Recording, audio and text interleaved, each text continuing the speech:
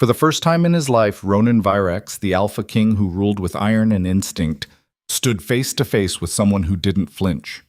Sable Rowan, ankle deep in cracked earth, told him to get off her land. His guards reached for weapons. He stopped them with a raised hand. Because something ancient inside him recognized her, not as prey, but as an equal he never knew existed. This is their story, a clash of wills, a war of hearts, and the moment power learned to kneel. Stay until the end, hit like, and comment your city below. The wind tasted like dust and dying things. Ronan Virex stepped out of the black SUV and into a landscape that looked like God had given up halfway through creation. Cracked earth stretched in every direction, broken only by skeletal trees and the occasional rusted fence post leaning at an angle that suggested defeat. The sky hung low and gray, pregnant with rain that never seemed to fall. Behind him, 4 guards emerged, silent, efficient, lethal. They didn't need to speak. Everyone knew what happened when the Alpha King traveled beyond his fortress walls. Territories shifted. Borders redrew themselves. People bowed or they bled. "Sir?" Marcus, his head of security, scanned the valley with predator eyes. "The property line is 20 yards ahead. The owner has been unresponsive to our outreach." Ronan's jaw tightened. Outreach. That's what they called it now when someone refused to sell land the crown needed. Polite letters. Generous offers. Legal pressure wrapped in silk and steel. All ignored. "How long has she been here, Yis?" Ronan asked, his voice carrying that particular timbre that made grown men check their exits. 3 years, Sable Rowan, 26. No pack affiliation, no family on record. Marcus consulted his tablet. She inherited the land from a grandmother who died intestate, been fighting the county assessor, the water board, and 2 separate development companies ever since. Alone?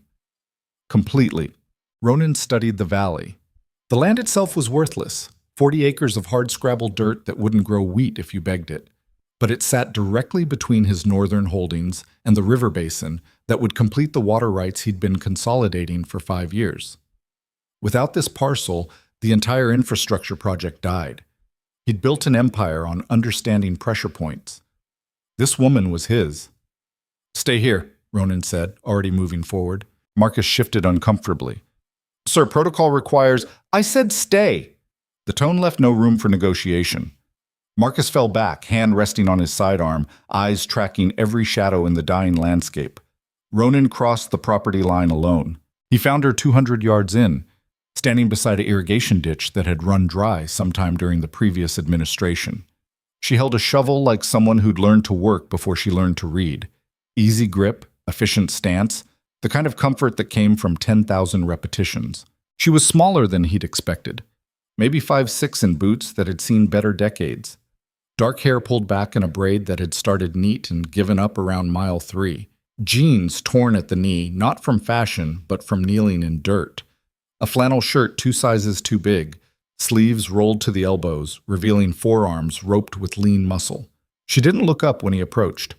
"You're trespassing," she said, voice flat as the horizon. Ronan stopped 10 feet away, close enough to talk, far enough to avoid spooking her. "I'm Ronan Virex. I believe my people have been in contact." "Get off my land!" The words came out clipped, final, with zero room for interpretation. Something flickered through Ronan's chest. Not anger. He'd been challenged before, usually right before he crushed the challenger into compliance. This was something else. Something that felt uncomfortably like curiosity. He took another step forward. "Miss Rowan, I think there's been a misunderstanding." "There hasn't." She finally looked up, and Ronan got his first clear view of her face. Sharp cheekbones, a jaw that could cut glass, eyes the color of winter storms, gray-blue and completely unyielding. "Your lawyers sent 14 letters. Your development company sent 8. Your community liaisons showed up here twice with contracts and smiles that didn't reach their eyes. I told all of them the same thing I'm telling you. No." "You haven't heard my offer." "Don't need to." She drove the shovel into the earth with a violent thrust.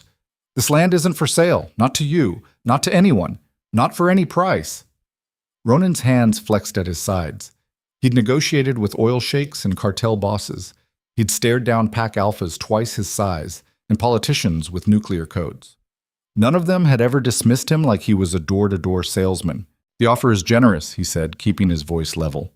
Triple market value. Relocation assistance. A new property of equal or greater size anywhere in the territory. Did I stutter? Sable turned back to her ditch, began shoveling again, each movement precise, economical. I said no. This land is dying. Ronan gestured at the barren earth. You can't possibly make a living here.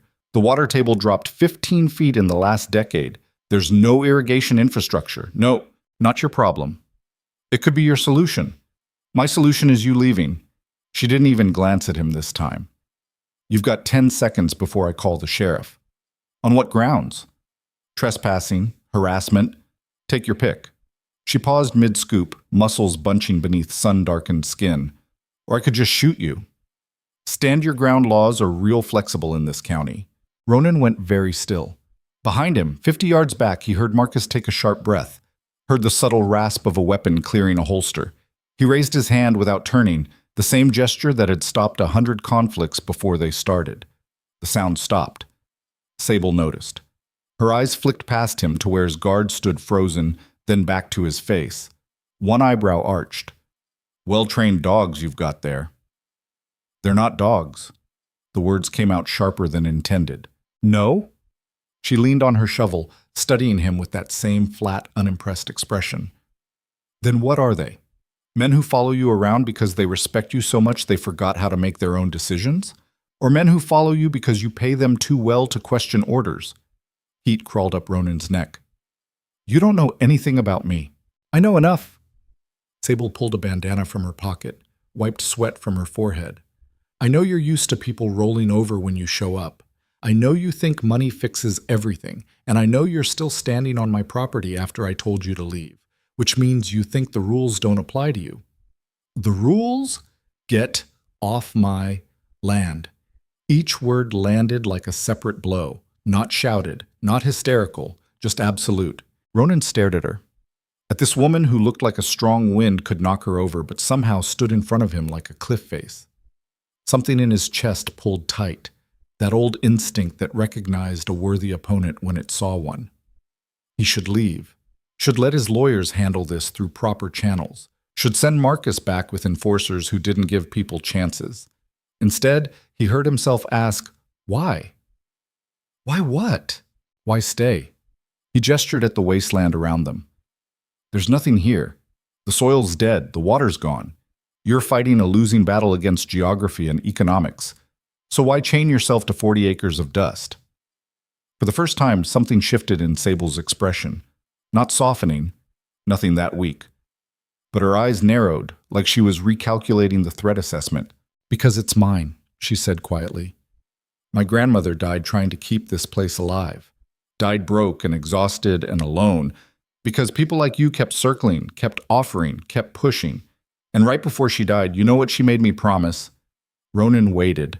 That I'd never let them win. Sable's grip tightened on the shovel. Not the developers, not the water board, not the Alpha King himself if he came sniffing around.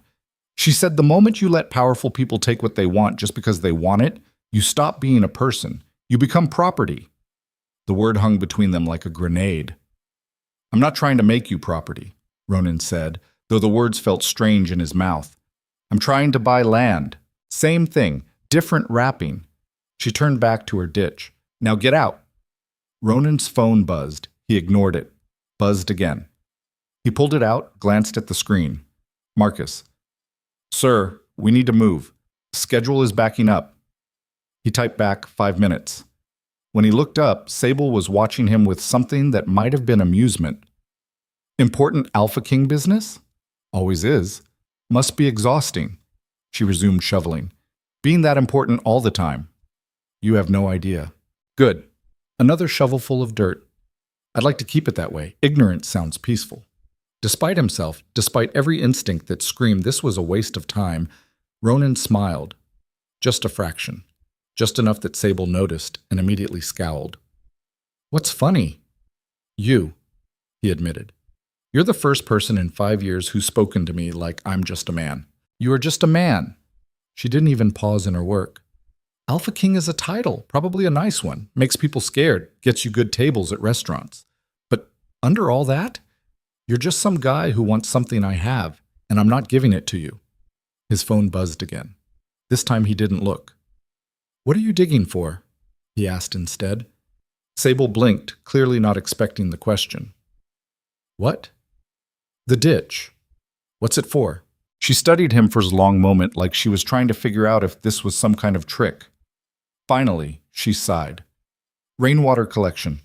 There's a natural watershed about half a mile north.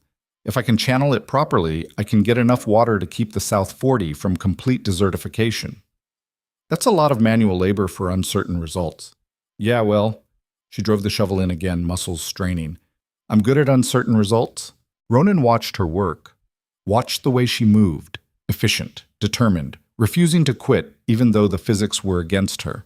Something about it triggered a memory from years ago, back when he'd been building his first territory, back when every fight was survival and every victory tasted like blood. He'd forgotten what that felt like, to want something so badly you'd tear apart the earth itself to get it. Let me help you, he said. Sable froze mid-scoop. Slowly she turned to look at him. What? With the ditch. Let me help. Are you high? Stone sober. He moved closer, hands open, non-threatening. You need labor. I've got time. You're the Alpha King. So? So you don't dig ditches. She said it like explaining gravity to a child. You probably have people who dig your ditches. People who dig ditches for the people who dig your ditches. Today I'm digging my own ditch. He held out his hand. Give me the shovel. Absolutely not. Why not? Because... She stopped, clearly struggling with how to articulate why this was insane. Because you'll sue me when you break a nail. Because this is some weird power move I don't understand yet. Because nothing is free, and I don't trust people who offer help without price tags. Smart, Ronan acknowledged. But wrong. I'm offering because I'm curious. About what? You. The word came out before he could stop it. Before he could wrap it in something more professional, more appropriate. Just raw truth hanging in the dusty air. Sable's eyes widened fractionally, then narrowed. No. No to which part? All of it. She gripped the shovel tighter. I don't need help. I don't need company. And I definitely don't need the Alpha King's curiosity. I've got work to do, and you've got, I don't know, kingdoms to run or whatever. We're done here. Ronan's phone exploded with vibrations. He pulled it out, saw 7 missed calls from Marcus, and a text that just said, Sir. He looked back at Sable. At this impossible woman who'd somehow carved out a life in a place that wanted her dead, who fought development companies and water boards, and the Alpha King himself with nothing but a shovel and a promise to a dead grandmother. Every logical instinct said to walk away, to let the lawyers handle it, to crush this resistance with the full weight of his resources and move on. Instead, he heard himself say, I'll be back. Sable's expression went flat. Please don't. Tomorrow, same time. I'll call the sheriff. You won't. He smiled, a real smile this time, not the political mask he wore in boardrooms. You're too curious now. You want to know why I'm interested, what my angle is, what I really want. I know what you want, my land. Maybe. Ronan started walking backwards, keeping eye contact. Or maybe I just want to see if you're real. What the hell does that mean? It means everyone else bows. He stopped at the property line, 1 foot on her land, 1 foot off. Everyone else plays the game, smiles and negotiates and pretends they're not terrified. But you? You told the Alpha King to get off your land like I was some kid selling magazine subscriptions. You were trespassing. I was. He nodded slowly. And you didn't care who I was, what I could do, what resources I could bring to bear. You just didn't care. So? So that's either incredibly brave or incredibly stupid. His eyes locked onto hers. And I need to know which. Before she could respond, he turned and walked back to the SUV. Marcus met him halfway, face tight with controlled panic. Sir, what the hell was... Clear my schedule for tomorrow afternoon, Ronan said, climbing into the vehicle. Sir? You heard me. May I ask why? Ronan glanced back at the valley. Sable had returned to her digging, each movement sharp and angry, taking out her frustration on the unforgiving earth. Sunlight caught the sweat on her neck, turned her skin to bronze, made her look like some kind of warrior goddess abandoned in a forgotten temple. "Research," he said finally. Marcus followed his gaze, saw what he was looking at, and went very still. "Sir, protocol dictates I don't care." "Sir, Marcus." Ronan's voice dropped into that register that ended conversations. "I said I don't care. Clear the schedule. Tomorrow, 3 p.m. Here." The SUV door slammed. The engine roared to life. And as they pulled away, Ronan kept his eyes on the rearview mirror, watching Sable grow smaller and smaller until she was just a dark smudge against an endless expanse of dying earth. His phone lit up with messages. Emergency council meeting, water rights negotiation, security briefing. The entire infrastructure of his empire demanding attention, demanding decisions, demanding he stop wasting time on 40 worthless acres and a woman who'd never say yes. He ignored all of it. Because for the first time in 5 years, Ronan Virex felt something other than the weight of duty. He felt challenged. The drive back took 40 minutes. Marcus maintained professional silence the entire way, which meant he was either deeply concerned or calculating how to handle this situation without triggering an international incident. Ronan stared out the window, watching the landscape shift from wasteland to working farms to the sprawling estates that marked the inner ring of his territory. Everything he saw, he owned or controlled. Every person they passed ultimately answered to him, whether they admitted it or not. Power built on power. Control breeding more control. Until the entire world became a machine that ran because he willed it to run. And somewhere in all that crushing efficiency, he'd forgotten what it felt like to be told no. "Sir," Marcus said carefully as they entered the estate grounds, "if I may—" "You may not." "Respectfully, sir, I need to log this encounter. Security protocols require—" "Log it as property assessment." Ronan didn't look away from the window. "Nothing more." "And tomorrow's research?" "Personal time." Marcus's hands tightened on the steering wheel. "Sir, you don't take personal time. I do now."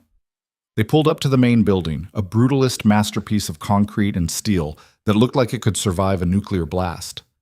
Probably could. Ronan had built it that way, built everything that way. Impregnable, unbreakable, perfect, empty. He shoved the thought away as he climbed out, already reaching for his phone to handle the 17 fires that had started in his absence.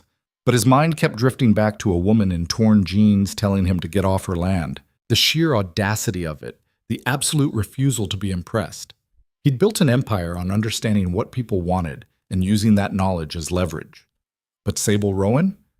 She didn't want anything he could offer, didn't want money or protection or access to power. She just wanted to be left alone, which made her the most dangerous person he'd encountered in years. That night, Ronan couldn't sleep. He stood in his office, 30 floors up, floor-to-ceiling windows overlooking a city that never truly darkened, and stared at the file Marcus had compiled on Sable Rowan. It was thin, disturbingly thin for someone who'd been fighting legal battles for 3 years. Sable Marie Rowan, born in county hospital. Mother died during childbirth. Hemorrhage, no complications listed. Father unknown, never recorded. Raised by maternal grandmother, Eleanor Rowan, on the property in question. Elementary school records, straight A's until age 12, then quality dropped. Probable cause, helping grandmother with farm work. High school, graduated with honors despite missing 30% of classes senior year. College, full scholarship to State University, agricultural sciences program. Dropped out after 1 semester. Reason? Grandmother fell ill. Ronan traced the timeline with his finger. Sable would have been 19. Young enough that the world still seemed full of possibility. Old enough to understand that sometimes possibility dies so duty can live. She'd come home to care for Eleanor, worked 2 jobs, night shifts at a truck stop, day labor at a factory, while keeping the farm running. Kept it up for 6 years until the old woman finally died. By then, Sable was 25. No degree, no prospects. Nothing but 40 acres of land that had murdered her future and a promise to a corpse. Most people would have sold, would have taken the money and run, built a new life somewhere the earth didn't fight you for every breath. But not her. Ronan flipped to the legal section. 14 letters from his firm, like she'd said. 8 formal offers from his development company, escalating in value from generous to obscene. 2 in-person visits from community liaisons who reported back that Miss Rowan had been uncooperative and potentially unstable. Their evidence. She'd told them, and Ronan quoted from the report, "I'd rather eat glass than take blood money from people who kill land for profit." He smiled despite himself. The file included photos, surveillance shots from various distances, catching her in motion, hauling water jugs from a shared well 2 miles away, reinforcing fence posts with scrap metal and wire, sitting alone on her porch at sunset, drinking something from a mason jar, face tilted toward a sky she couldn't control. In every image, she looked exhausted. In every image, she looked unbroken. Ronan's phone buzzed, a text from Marcus. "Sir, tomorrow's security detail for the personal time?" He typed back, "None. Going alone." The response came immediately. "Sir, protocol absolutely forbids. Good thing I write the protocols then." Silence. Then, "Sir, please." Ronan stared at the message. Marcus had been with him for 8 years, had taken bullets meant for him, had pulled him out of ambushes and political traps and at least one actual minefield. If Marcus was saying please, the concern was genuine. "Fine," Ronan typed. "You can drive. But you stay in the vehicle. This is non-negotiable." "Understood, sir." He set the phone down, returned to the file, flipped past surveillance photos to property assessments. The land was worthless by every metric that mattered. Too dry, too remote, too damaged by decades of industrial agriculture upstream. But it sat in exactly the right place.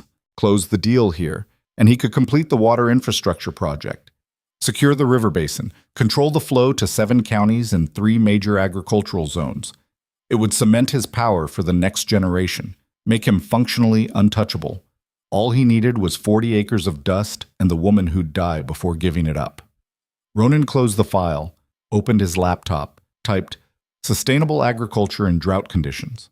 3 hours later, he'd fallen down a research rabbit hole that included rainwater harvesting, soil regeneration, drought-resistant crops, and something called hugelkultur that seemed to involve burying wood in strategic patterns. He had no idea why he was doing this, except that tomorrow, when he saw Sable Rowan again, he wanted to understand what she was fighting for, what she saw in that dead earth that made it worth sacrificing everything. Because power was easy. Power, he understood. But this stubborn, irrational commitment to a losing battle, that was something else entirely. And Ronan Virex, Alpha King of the Northern Territories, controller of armies and economies and the fates of thousands, wanted to understand it, needed to understand it, even if it killed him. 3 p.m. the next day found him back in the valley, Marcus radiating disapproval from the driver's seat. "Sir, I know. You don't know what I was going to say. You were going to remind me this is a waste of time and resources." Ronan opened the door. "That I have an empire to run and better uses for my afternoon than watching a woman dig a ditch in the middle of nowhere." Marcus said nothing, which meant Ronan was exactly right. "Noted," Ronan said, and stepped out into the wind.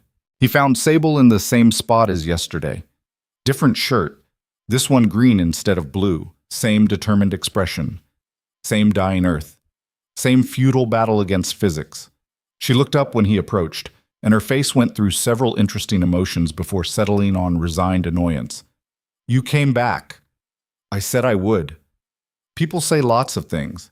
She drove the shovel in harder than necessary. "Doesn't mean they follow through. I do." He stopped at the same distance as yesterday, close enough to talk, far enough to avoid threatening. "Always." "Congratulations, you want a medal or you want to leave?" "Neither."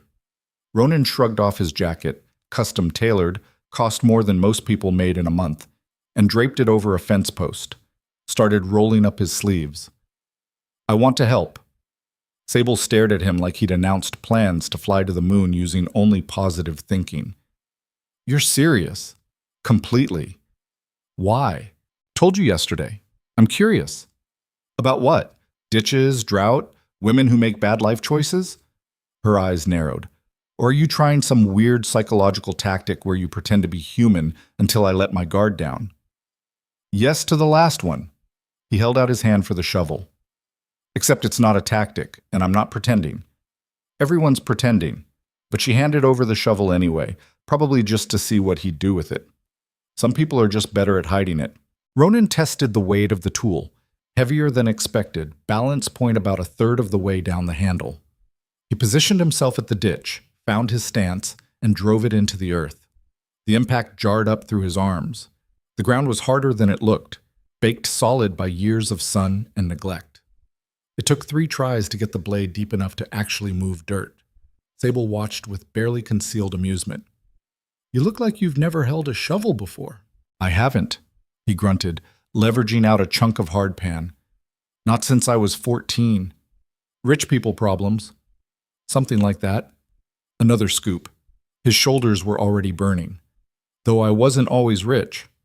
That got her attention. She shifted slightly, arms crossed. No? No. Scoop. Lever. Dump. Grew up in pack housing. Concrete block apartments with 3 families to a bathroom. My father was an enforcer. Good at violence, bad at everything else. Drank himself to death when I was 12.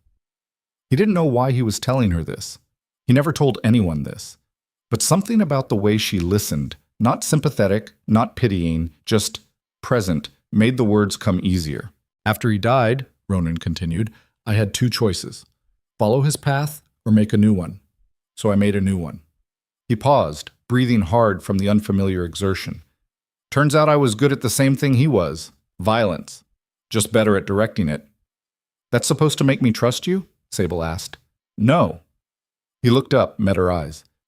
It's supposed to explain why I understand what you're doing here. You don't understand anything about what I'm doing. You're fighting. Another scoop, getting the rhythm now. Against odds that want you to fail. Against a world that keeps telling you to quit. You're fighting because someone you loved made you promise, and you're the kind of person who doesn't break promises even when breaking them would be smarter. Sable's expression went very still. You don't know me. I know that part. He pointed the shovel at her. Because I'm the same way. My pack was dying when I took it over. Broken. Scattered. Everyone said let it go, join a stronger pack, save yourself. But I promised my mother, right before she died, that I'd keep us together. So I did. By becoming the Alpha King? By becoming whatever I had to become. He returned to digging. Turns out that was the Alpha King. They fell into silence. Ronan kept working, each scoop an education in how soft his life had become. His hands would blister, his back would scream tomorrow. He didn't care. After maybe 20 minutes, Sable spoke again. You're doing it wrong. What? The angle.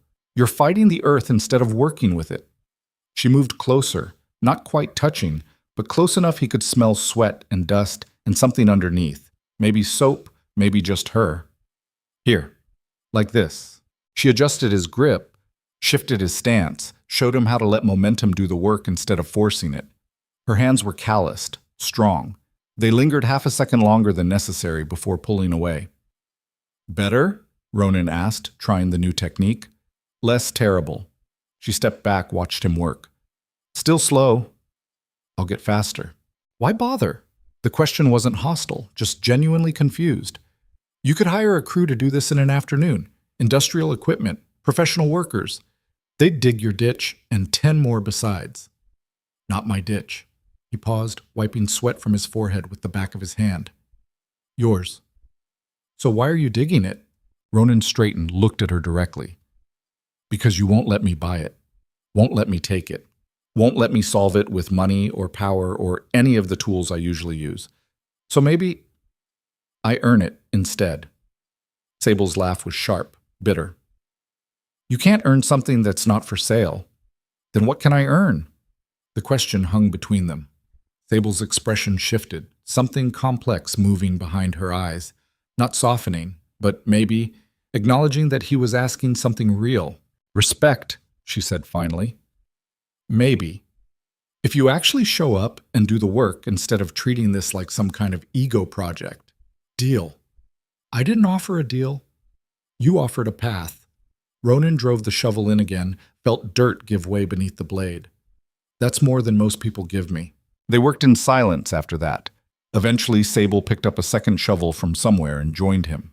They fell into a rhythm, not coordinated, not smooth, but functional. Two people fighting the same fight from different angles.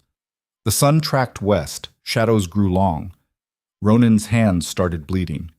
He didn't mention it. Finally, when the light turned gold and horizontal, Sable stopped. That's enough for today. Ronan looked at what they'd accomplished. Maybe 30 feet of ditch, maybe 2 feet deep. Barely a dent in what was needed. But more than yesterday. Progress. Same time tomorrow? He asked. Sable studied him. Really studied him. Looking past the title and the power and the expensive watch to whatever lived underneath. You're really going to keep coming back, she said. Not a question. Yes. Even though I'm never selling. Yes. Even though this is insane and you have kingdoms to run. Yes. She shook her head slowly. I can't figure out if you're stubborn or stupid. Both. He handed back the shovel. Definitely both. Sable took it, and for just a moment their fingers brushed. Just skin on skin. Nothing dramatic, nothing magical. Except Ronan felt it in his chest. Felt it like gravity shifting. Like the world tilting fractionally on its axis to account for something new. From the look on Sable's face, eyes wide, pupils dilated, she felt it too.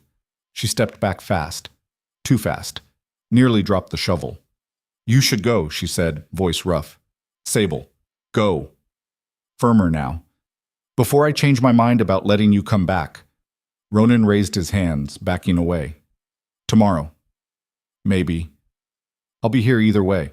He turned and walked back to the SUV, hands throbbing, shoulders screaming, every muscle in his body announcing its unhappiness. Marcus took one look at him and went pale. Sir, you're bleeding. I'm fine. Your hands, I said I'm fine. Ronan climbed in, careful not to get blood on the leather. Home. As they drove away, he watched Sable in the mirror. She stood exactly where he'd left her, shovel gripped tight, face turned toward the setting sun. Looking lost. Looking found. Looking like the most dangerous thing that had ever crossed his path. And Ronan Virex, who had conquered territories and crushed enemies and bent the world to his will, smiled. Because tomorrow, he'd be back. And the day after that.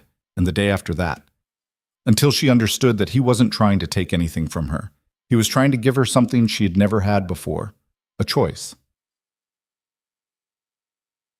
But as the SUV crested the ridge and the valley disappeared behind them, neither of them saw the figure watching from the tree line. Didn't see the camera, didn't see the message being typed. He's making contact, she's responding. Phase 2 is go. Didn't see the darkness about to crash into both their lives. Not yet, but soon.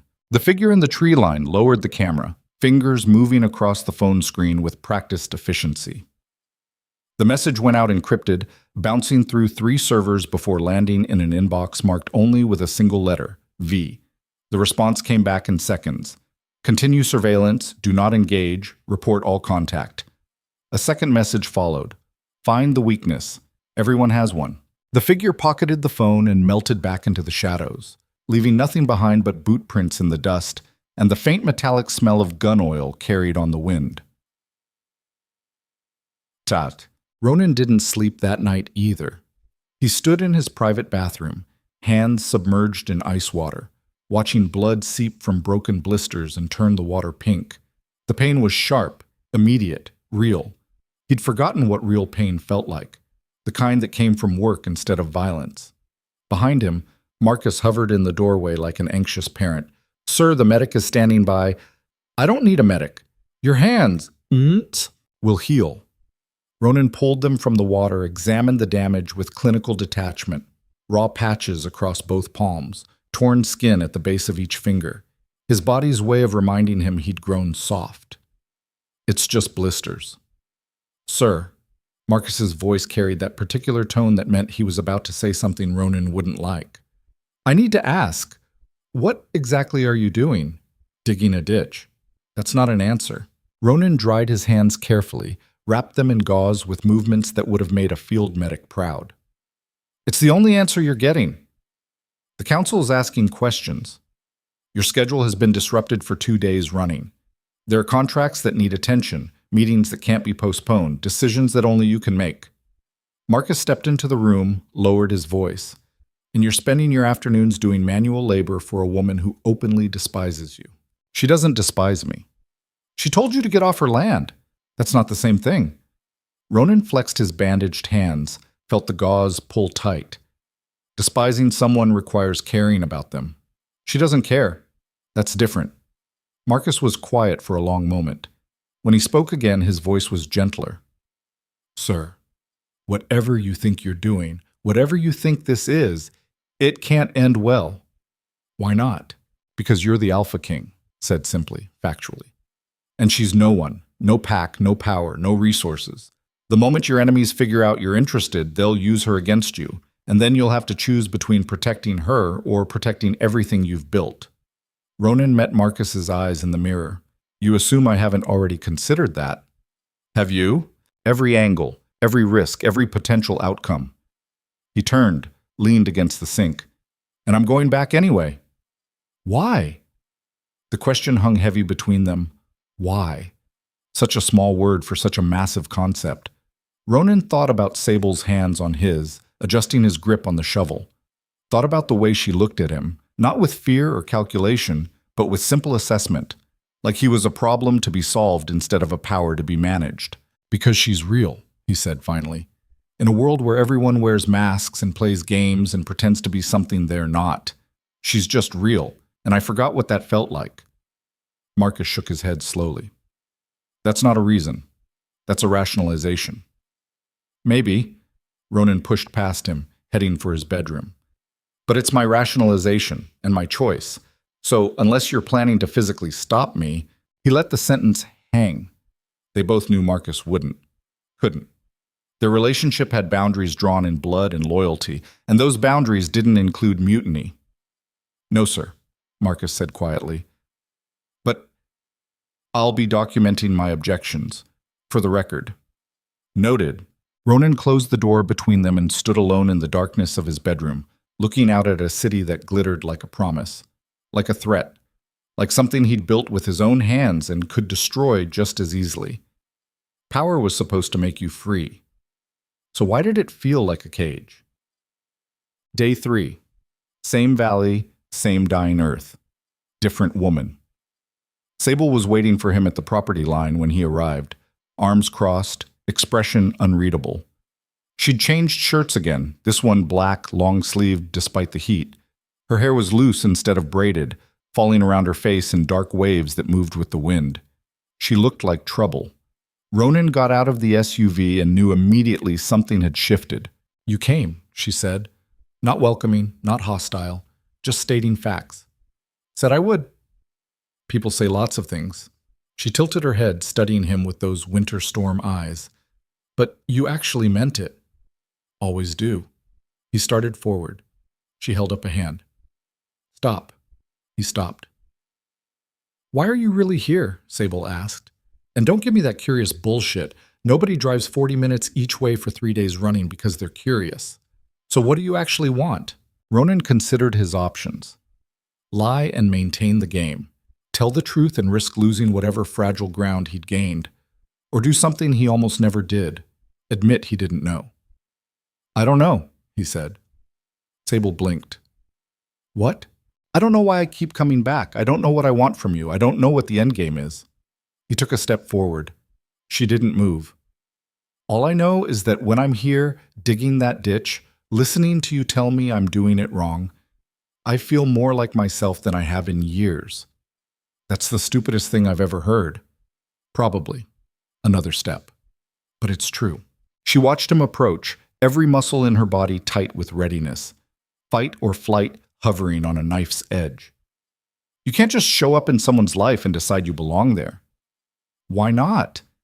Because that's not how anything works. Because I didn't invite you. Because you're the Alpha King, and I'm... She stopped, jaw clenching. I'm nobody. And people like you don't spend time with people like me unless they want something.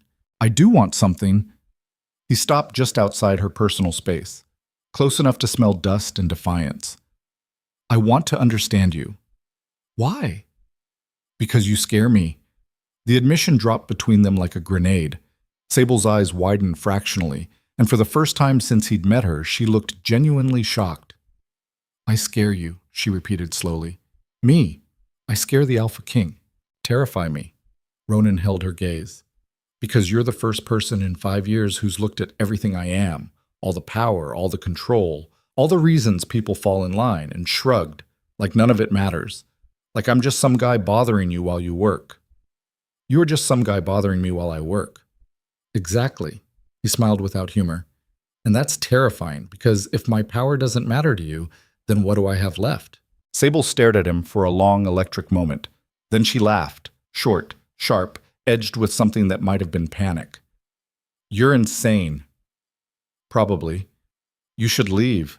I know. You're not going to, are you? No. She turned away, shoulders rising and falling with a deep breath. When she turned back, her expression had shifted into something harder, more guarded. Fine, she said. You want to understand me? Then let's make a deal. I'm listening. You keep showing up, you keep digging, you keep pretending you're not the Alpha King for a few hours every day. She pointed at him. But you don't ask about my land. You don't make offers. You don't send lawyers or development companies or any of your people sniffing around. This, she gestured between them, stays separate from all that. Or I'm done. Agreed. Just like that? Just like that. Ronan extended his hand. You have my word. Sable looked at his hand like it might bite her. Your word doesn't mean anything to me. Then let me earn that too. She didn't take his hand, but she didn't walk away either. One wrong move. One hint that you're playing some long game. One development company letter or lawyer call or mysterious offer from an anonymous buyer. And you're gone. Forever. Understand? Perfectly. Good. She grabbed both shovels from where they leaned against the fence, tossed one to him. Then get to work. Cham. They fell into a pattern after that. Every day at 3 p.m., Ronan would arrive. Every day, Sable would be waiting. They'd work until sunset, sometimes in silence, sometimes in fragments of conversation that revealed nothing and everything simultaneously. Ronan learned that she hated coffee but loved tea, that she'd wanted to be a soil scientist before life intervened, that she talked to her dead grandmother sometimes, usually when she thought no one was listening. Sable learned that he'd been Alpha King for 7 years, that he'd killed 3 challengers to keep the position, that he didn't sleep more than 4 hours a night and sometimes woke up screaming from dreams he refused to discuss. They didn't talk about feelings, didn't acknowledge the way their eyes lingered too long, didn't mention how the space between them seemed to shrink a little more each day, despite neither of them moving closer. It was the most honest dishonesty Ronan had ever experienced. On day 7, everything changed. They were working the western section of the ditch when Sable stopped mid-scoop and went completely still. Ronan looked up, saw her staring at something in the distance. What? He asked. Truck. She pointed to where dust rose on the access road. Nobody comes out here. Maybe someone got lost. Nobody gets lost on a dead-end road. She dropped the shovel, started walking toward her cabin. Stay here. Sable? I said stay. But Ronan was already moving, falling into step beside her. She shot him a glare that could melt steel. I don't need protection. Didn't offer any. He scanned the approaching vehicle, lifted pickup, tinted windows, driving too fast for the terrain, just making a choice to walk in the same direction. You're impossible. I've been told. The truck pulled up to the property line and stopped. 2 men got out, big men, the kind who wore muscle like a uniform and violence like cologne. One had gang tattoos crawling up his neck. The other had a scar that split his face from temple to jaw. Sable planted herself between them and the cabin. You're trespassing. Easy, sweetheart. Neck tattoos smiled with too many teeth. We're just here to deliver a message. Not interested. Wasn't a question. Scarface moved to flank them, casual but deliberate. Our employer wants to buy your land. He's prepared to make a very generous offer. Tell your employer I said no. He thought you might say that. Neck tattoos reached into his jacket. Ronan moved before conscious thought, stepped in front of Sable, hands coming up into a guard position, every nerve firing with combat readiness. The man pulled out an envelope. Just an envelope. But the moment stretched like taffy. Sable grabbed Ronan's arm, nails digging in hard enough to hurt. Don't! They're threatening you. They're delivering mail. She didn't release his arm. Badly, but still mail. Neck tattoos held out the envelope, still grinning. Smart lady. Our employer respects that, which is why he's willing to triple the current market value. Cash offer. Close in 30 days. All you gotta do is sign. Who's your employer? Ronan asked, voice dropping into alpha register, that tone that made men confess sins they'd forgotten committing. Scarface's eyes narrowed. Who the fuck are you? Someone asking a question. Looks like you're someone who should mind his own business. Scarface took a step forward. Before you get hurt. The air went electric. Ronan felt his muscles coiling, felt the familiar pre-fight rush of adrenaline flooding his system. Felt every instinct screaming to put these men on the ground and make them understand what happened when you threatened his what? His nothing. Sable wasn't his, had made that brutally clear. So why did he want to tear these men apart with his bare hands for looking at her wrong? Take the envelope, Sable said quietly. Please. Ronan didn't move. Please. Firmer now. This isn't your fight. Everything about you is my fight. The words came out before he could stop them. Raw, possessive. Exactly the kind of thing that would make her run. Sable went rigid. What did you just say? Neck tattoos laughed. Oh shit. You got yourself a boyfriend, sweetheart? That's cute. Real cute. But it doesn't change the math. This land is getting sold. Question is whether you walk away rich or we make other arrangements. Ronan turned his head slowly. The kind of movement that broadcasts lethal intent. What kind of arrangements? The kind where unfortunate accidents happen. Scarface's smile was all teeth. Especially to women living alone. Miles from help. Miles from anyone who'd hear them scream. Later, Ronan wouldn't remember making the decision to move. 1 second, he was standing still. The next, he had Scarface against the truck, forearm pressed into the man's throat, the entire weight of 7 years of absolute authority behind his eyes. Say that again, Ronan whispered. I fucking dare you. Scarface's eyes bulged. He clawed at Ronan's arm, making wet choking sounds. Neck tattoos moved for his waistband. Touch that gun and you die. Ronan didn't even look at him. Slowly, the man froze. Ronan, Sable's voice cut through the red haze. Let him go. He threatened you. I know. He implied. I know what he implied. She moved closer, hand gentle on his shoulder. But if you kill him, it becomes a thing, a big thing, the kind of thing that brings police and questions and attention I can't afford. So please, let him go. Every instinct screamed to finish this, to make an example, to ensure these men understood what happened when they threatened something that belonged to, no, not belonged. Something he cared about. Ronan released his grip. Scarface dropped, gasping and clutching his throat. Leave, Ronan said quietly. Tell your employer the lady said no. And if anyone comes back here with anything less than an invitation, I will end them. Personally, slowly, in ways that make them beg for mercy I won't give. Who the fuck are you? Neck tattoos demanded, finally finding his courage now that violence had been postponed. Ronan smiled. It wasn't a nice smile. Ask around. They'll tell you. Both men scrambled into their truck. Doors slammed. Tires spun in the dirt. Within seconds, they were gone, leaving nothing but dust and the faint smell of fear sweat. Ronan turned to find Sable staring at him with an expression he couldn't read. You shouldn't have done that, she said. They threatened you. They threaten me every 6 months. New company, new offer, same basic song and dance. She picked up the fallen envelope, turned it over in her hands. I handle it. By yourself. Yes. You don't have to. Yes, I do. She met his eyes. Because the second I let someone else fight my battles, I stop being me. I become someone who needs protection, someone who needs saving, and I'm not that person. I know. Ronan stepped closer. But maybe you could be someone who accepts help.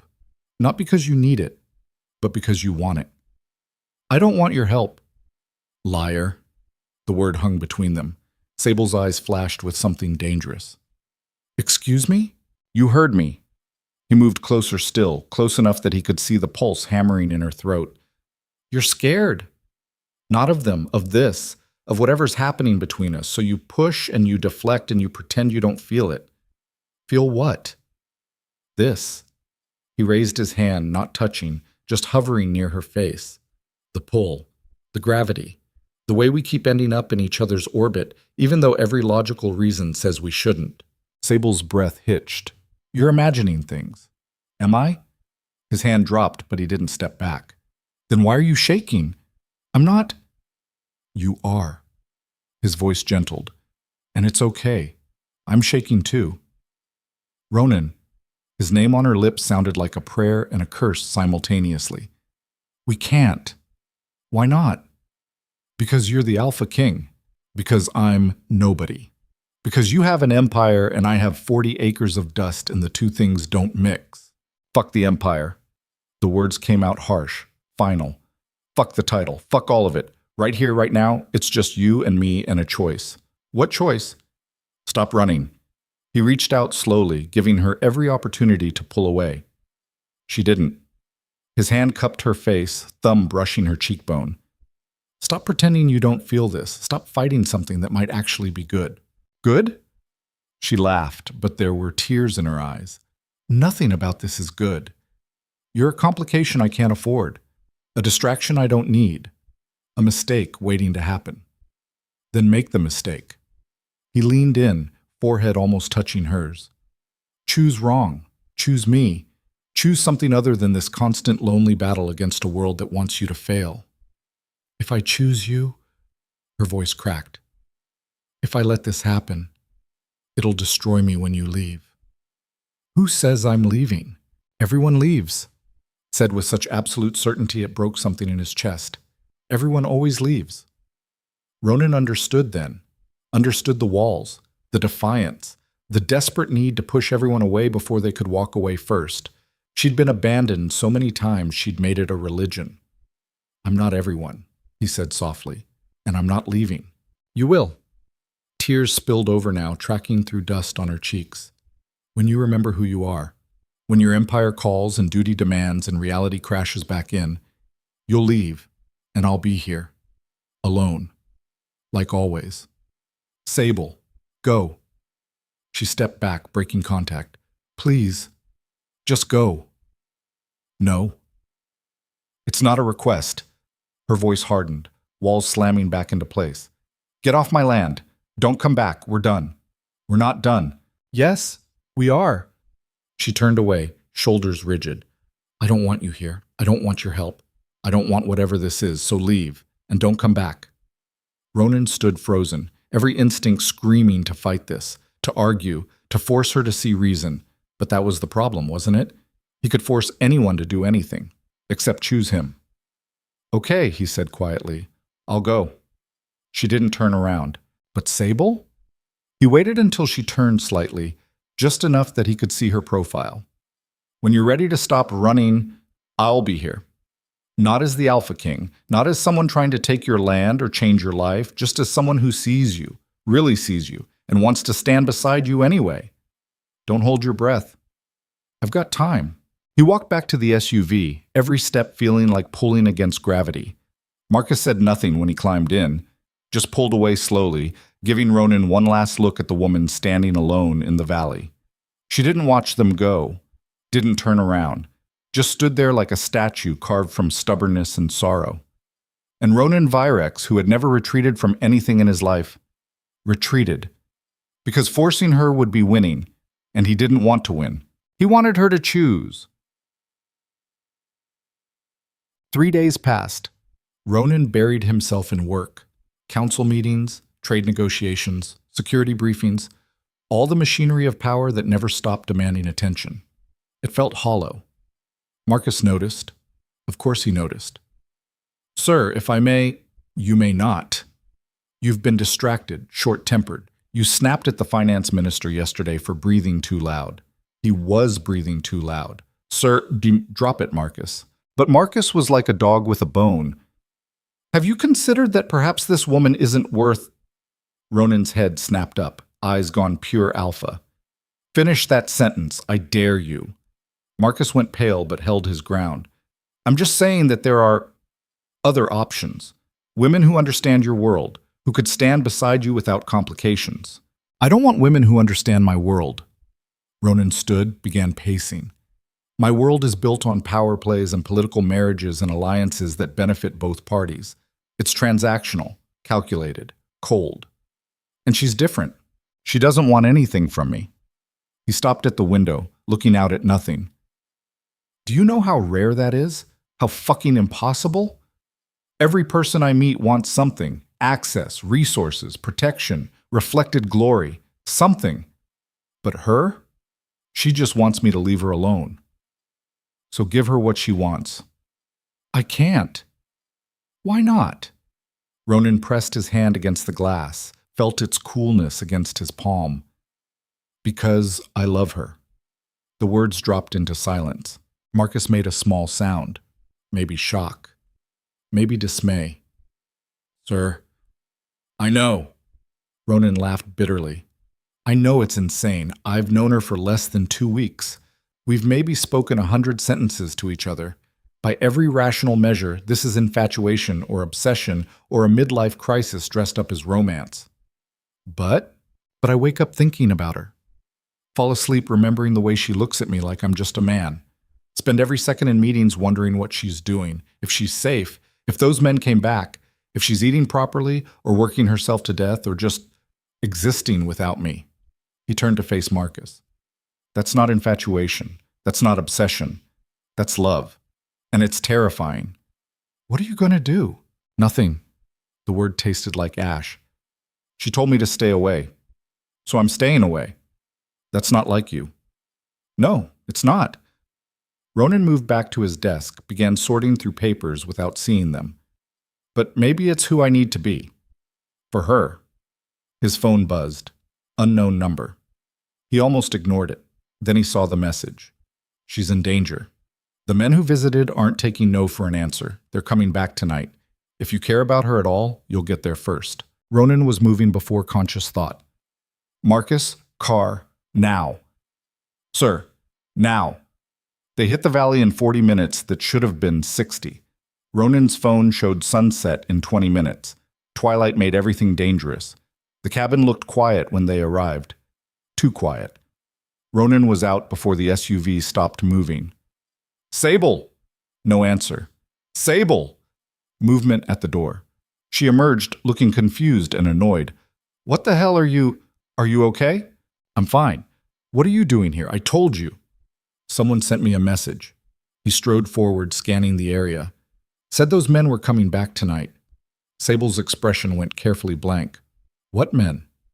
The ones who threatened you 3 days ago. The ones working for whoever wants your land. I haven't seen anyone. But her eyes flicked left, just for a second. Ronan knew a lie when he heard one. Sable, tell me the truth. I am telling... The crack of a gunshot split the air. Ronan moved on pure instinct, grabbed Sable, dragged her down behind the porch as a second shot kicked up dirt where she'd been standing.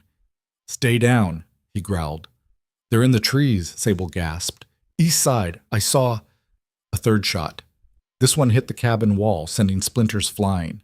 Marcus was already out, weapon drawn, radioing for backup. But backup was 40 minutes away. They had now. Ronan looked at Sable, eyes wide with fear, but no panic, just calculation, and made a choice. Do you trust me? No? Smart. He smiled without humor. Do it anyway. Another shot, closer this time. They're trying to pin us, Marcus reported. 2 shooters minimum. Professional spacing. This isn't intimidation. This is... The cabin exploded. Not the whole thing, just the back wall where Sable stored tools and supplies. But the blast was enough to send them all sprawling, ears ringing, vision swimming. Through the smoke and confusion, Ronan saw them coming. 4 men. Tactical gear. Military precision. Not developers. Mercenaries. And they were coming for Sable. Ronan's training kicked in before thought could interfere. He pulled Sable behind the overturned water trough, using his body as a shield while Marcus engaged the closest threat. Gunfire cracked through the evening air like thunder, sharp, immediate, deadly. "Stay down," Ronan ordered, his voice carrying that alpha command that bypassed conscious thought and hit the hindbrain directly. Sable didn't listen. She never did. "That's my home," she hissed, watching flames lick through the remains of her back wall. "Those bastards just blew up my home. They're trying to blow up you." Ronan risked a glance over the trough. 2 mercenaries advancing from the east, 1 circling north, the 4th gone, which meant flanking. "Marcus, 4 o'clock!" Marcus pivoted, fired twice. A body dropped in the scrub brush, but the others kept coming with that terrible mechanical precision that marked professionals who'd done this 100 times before. These weren't hired muscle. These were killers. The question was, whose? Ronan's mind raced through possibilities. Development companies didn't hire mercenaries. Local gangs didn't have this kind of firepower, which meant someone with serious resources wanted Sable gone. Someone who knew exactly who Ronan was. Someone who was using her to get to him. The realization hit like ice water. This wasn't about land. This was about leverage. "We need to move," Marcus shouted over the gunfire. "They've got position and numbers. Backup is still 30 minutes out." "The cabin," Sable said suddenly. "Underground." Ronan turned. "What?" "My grandmother built a storm cellar during the tornado years. It's reinforced concrete, 8 feet down, accessed through the kitchen floor." She met his eyes. "They can't blow what they can't reach." "Lead the way." They moved as a unit, Marcus providing covering fire while Ronan kept Sable shielded. Bullets chewed through wood and earth around them. One passed close enough that Ronan felt the heat of it against his neck. Too close. They burst through the cabin's front door into smoke and chaos. The back wall was gone, replaced by hungry flames. But the kitchen stood intact, an old farmhouse design built when people knew how to survive hard times. Sable dropped to her knees, wrenched open a trapdoor hidden beneath a threadbare rug. "Down, now!" Marcus went first, weapon raised, clearing the space below. Then Sable. Ronan followed, pulling the door shut just as bullets punched through the front wall. Darkness swallowed them whole. Ronan's eyes adjusted slowly. The cellar was exactly what Sable had described. Concrete walls, maybe 8 by 10 feet. Shelves stocked with supplies that looked like they'd been there since before Sable was born. A single battery-powered lantern hung from a hook, casting weak yellow light that made their shadows dance like ghosts. "How long can we hold here?" Marcus asked, checking his ammunition. "As long as we need to." Sable moved to the far wall, began pulling away what looked like random junk. Behind it, a steel door. "Tunnel exit comes out 200 yards north, near the old equipment shed. My grandmother was paranoid about fires, made sure there was always 2 ways out." Ronan stared at her. At this woman who kept surprising him with layers he'd never expected. "You planned for this." "I planned for everything." She worked the door's mechanism, ancient but well-maintained. "People have been trying to take this land for 30 years. You think I wasn't ready?" The question hung sharp between them. Above, footsteps thundered across the cabin floor, muffled voices in a language Ronan didn't recognize. Professional, coordinated, hunting. "They'll find the trap door," Marcus whispered. "Not if they're busy." Sable pulled something from a shelf. A modified propane tank rigged with wiring that made Ronan's blood run cold. "My grandmother wasn't just paranoid, she was creative." "Is that a bomb?" "No. A very loud, very bright distraction." Sable's smile was sharp enough to cut. "Enough to make them think the cabin's coming down. Gives us maybe 3 minutes to clear the tunnel before they regroup." She set the timer. 30 seconds. "Move," Ronan ordered. They plunged into the tunnel. Marcus first with his weapon light, Sable in the middle, Ronan covering their rear. The passage was narrow, dirt walls held back by timber supports that looked older than God. It smelled like earth and time and desperation. Behind them, the explosion rattled the tunnel like an earthquake. They ran. The tunnel twisted, angled upward. Ronan's lungs burned. His hands, still healing from ditch digging, screamed protest as he used them to pull himself forward. But he didn't stop, couldn't stop. Not when Sable was in front of him, moving with the desperate efficiency of someone who'd practiced this escape 1,000 times in her mind. They burst out into twilight near a collapsed shed. Marcus swept the area, weapon raised. Clear, for now. Ronan pulled out his phone. No signal. Of course not. They were in the dead zone where his empire's infrastructure hadn't reached, where Sable had chosen to make her stand precisely because his reach didn't extend here. We need to move, Marcus said. Get to high ground where I can call. No! Sable's voice cut through like a blade. We need answers. Answers can wait until... Who sent them?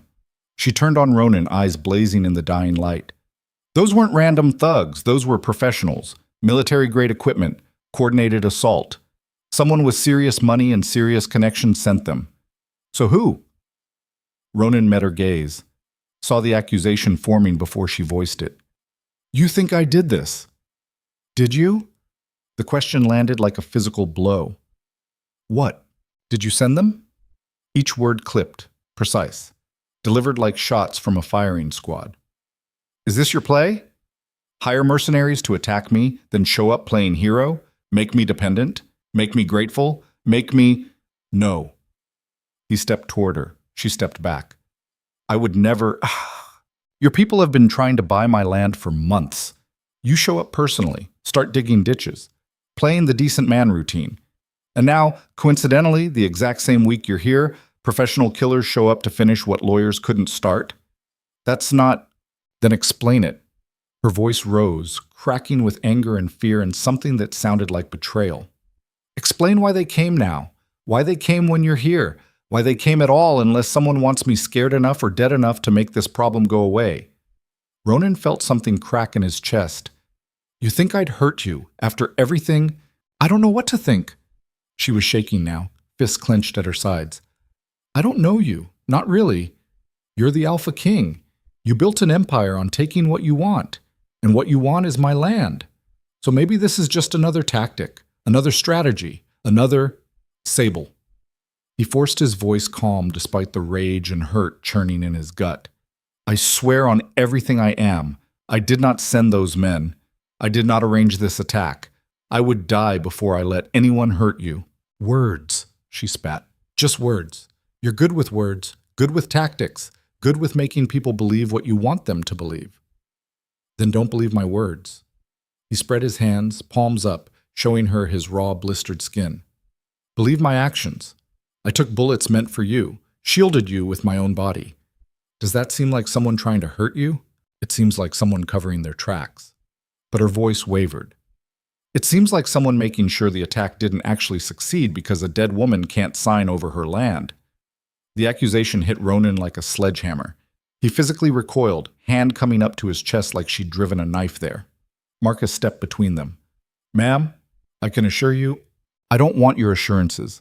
Sable's eyes never left Ronan. I want the truth. Did you or did you not have anything to do with this attack? No. Swear it. I swear it.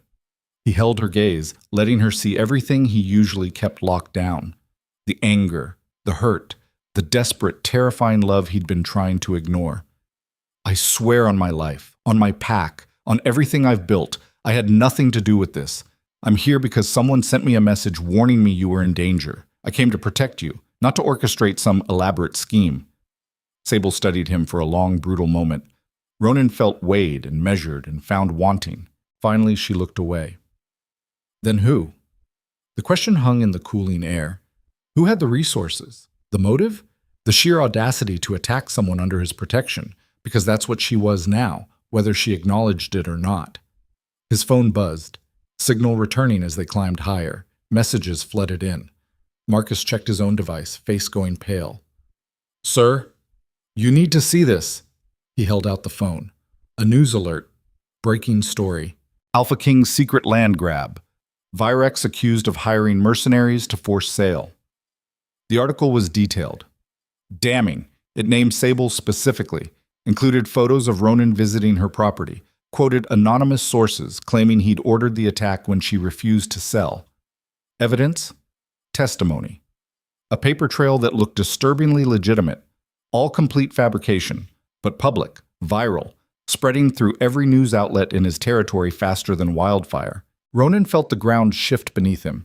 This wasn't about Sable's land. This was about destroying his reputation, undermining his authority, making him look like exactly the kind of tyrant his enemies had always claimed he was. "Someone's framing you," Marcus said quietly. "This is a coordinated attack. Media, mercenaries, all timed to to what?" Sable grabbed the phone, read the article. Her face went ashen. "To make you look guilty. To make me look like a victim you're terrorizing. To... oh God." "What?" "The photos." She scrolled through images embedded in the article. "These were taken from the tree line. Someone's been watching us for days, maybe weeks. They have pictures of you digging, me working, both of us together. They've been building a narrative." Ronan's mind raced through implications. Someone had surveilled them, documented their interactions, waited for the perfect moment to strike. This was surgical, precise. This was personal. "Who wants you destroyed?" Sable asked. "Who has the resources and the motive to do this?" Ronan ran through enemies, rival alphas, political opponents, business competitors. The list was long, too long. "Could be anyone," Marcus said grimly. "You've made a lot of enemies building your empire, sir, but only one with access to your schedule." A new voice cut through the twilight. They spun. A figure stepped from the shadows near the shed, tall, elegant, moving with the practiced grace of someone who'd learned to weaponize beauty. Ronan's blood turned to ice. "Hello, brother," Victoria Virex said, smile sharp as broken glass. "Miss me?" The world tilted. Ronan stared at his sister, his only living family, and felt reality fracture into shards that cut on the way down. "Victoria." Her name felt like poison on his tongue. "What are you doing here?" "Watching my investment pay off." She moved closer, hands in her pockets, completely at ease despite the gun Marcus had trained on her. "Don't bother, Marcus. You won't shoot me. You're too professional, too loyal, too convinced that shooting the Alpha King's sister would be a career-limiting move." Marcus didn't lower the weapon, but he didn't fire either. Victoria's smile widened. She looked at Sable, then back to Ronan. "You really thought you could play house in the wilderness and nobody would notice? You're the Alpha King. People watch your every move, especially people who have reasons to see you fall. You did this." Not a question. A realization landing with the weight of betrayal. The mercenaries, the media, all of it. "Got there faster than I expected. Good for you." Victoria pulled out a cigarette, lit it with elegant precision. The flame illuminated her face, beautiful and cruel in equal measure.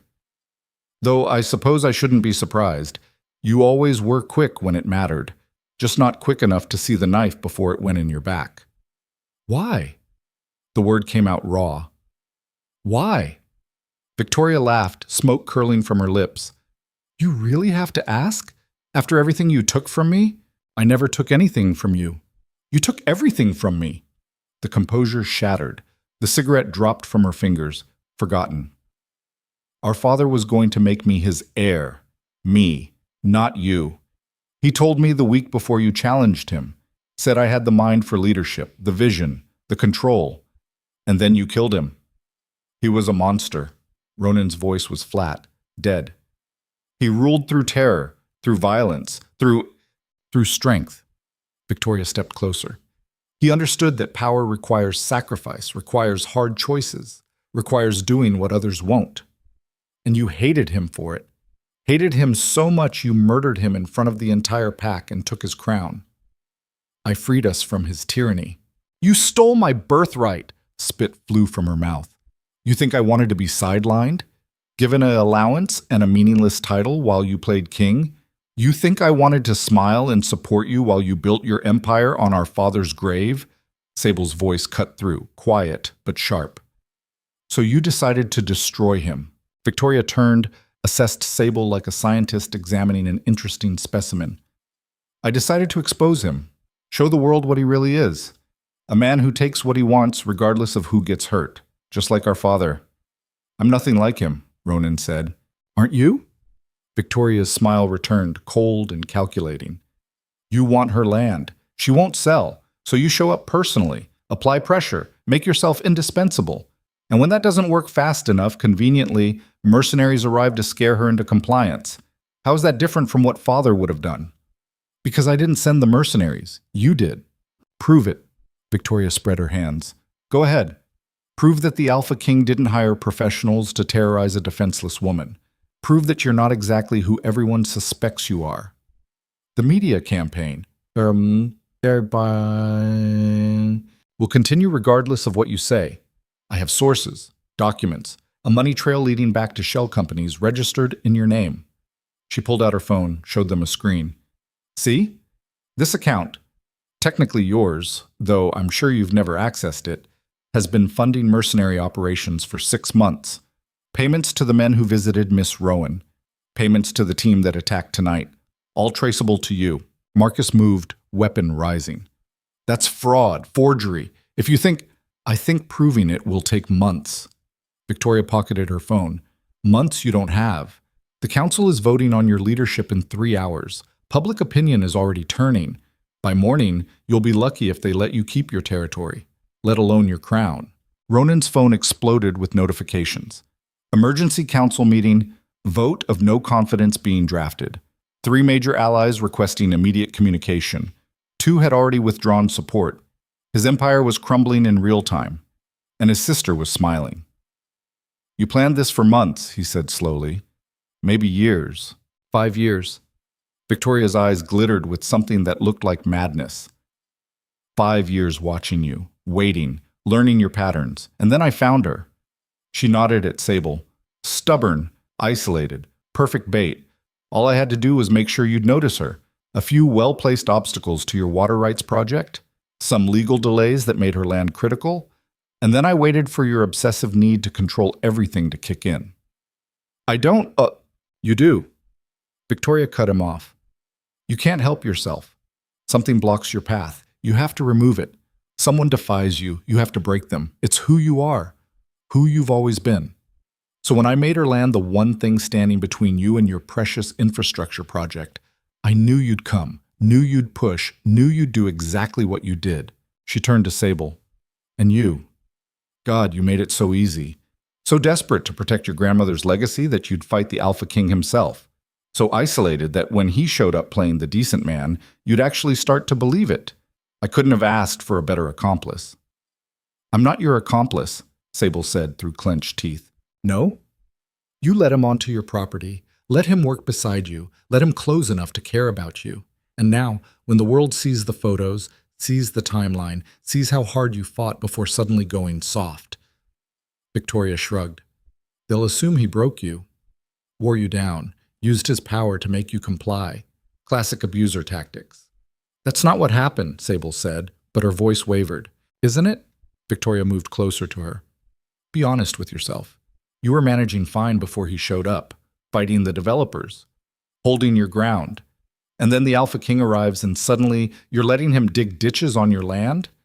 Letting him into your life? Into your head? What changed except that he applied the right kind of pressure? He didn't pressure me into anything. Then why did you let him stay? The question was soft, poisonous. Why did you keep letting him come back? A man you knew wanted your land. A man with the power to take it by force if he wanted. Why let him close unless some part of you knew he'd already won? Sable's face went white. She looked at Ronan, and he saw the doubt creeping in like fog. Don't listen to her, he said. She's twisting everything, making it sound true, Victoria finished. Because it is true. Maybe you didn't hire the mercenaries tonight, brother, but you've been conducting a siege for weeks, a psychological one, showing up, being persistent, making yourself necessary. That's manipulation dressed up as romance. That's not... Ronan's words stumbled over themselves. Sable, you know me. You know I would never... Do I? Sable's voice cracked. I've known you for 2 weeks. 2 weeks of you showing up uninvited, refusing to leave, worming your way into my life despite every reason I gave you to stay away. Your sister's right. What changed? Why did I let you stay? Because you wanted to. The words came out desperate. Because something between us was real, because I was lonely. Sable wrapped her arms around herself. Lonely enough and desperate enough that when someone powerful showed interest, I convinced myself it meant something, that I meant something, instead of seeing it for what it was.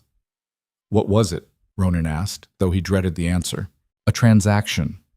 She looked at him with eyes full of tears and something worse than hate. Disappointment. You wanted land. I wanted to not be alone. We both lied to ourselves about what this was. No. He moved toward her. She held up a hand. Don't, please. I can't think when you're close. Victoria's smile was triumphant. And there it is, the truth you've both been avoiding. This was never about love, never about connection, just two lonely people using each other and calling it fate. That's not true, Ronan said, but his voice lacked conviction, because part of him wondered if she was right. Had he been manipulating Sable without even realizing it? Using his persistence as a weapon, his vulnerability as bait? He told himself he was being honest, being real. But what if that was just another strategy his subconscious had deployed? What if he was exactly who Victoria said he was? Sir, Marcus's voice was urgent. We need to make a decision. The council... Fuck the council. Ronan never looked away from Sable. I don't care about the Empire. I don't care about the vote. I care about you believing me. Why should I? The question was quiet, broken.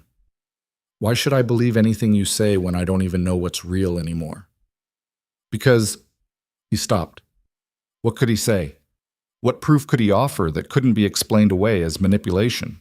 Victoria moved between them, playing peacemaker with an expression that mocked the very concept. This is where you walk away, brother. Accept that you lost. That I beat you. That your empire is crumbling and your reputation is destroyed and the one person you actually cared about sees you for what you are.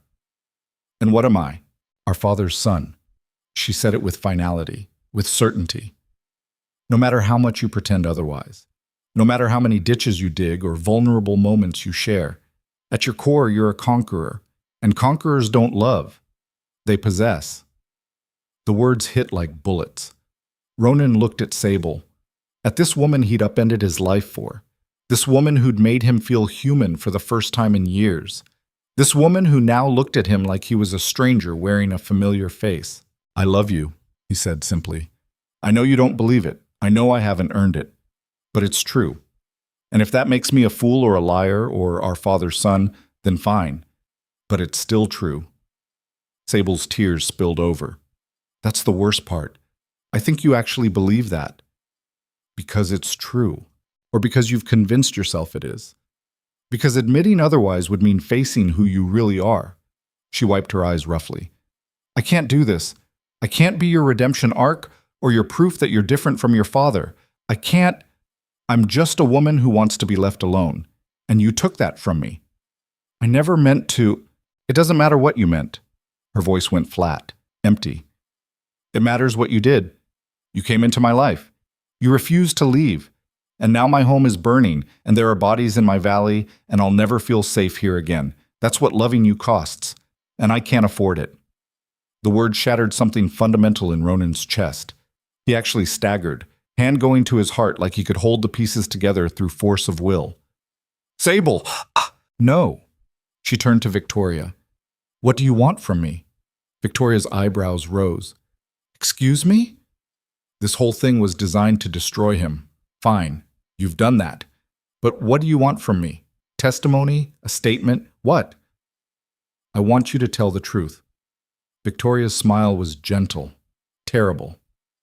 Tell the world how the Alpha King terrorized you, how he wouldn't take no for an answer, how he showed up again and again despite your refusals, how you felt threatened, afraid, alone.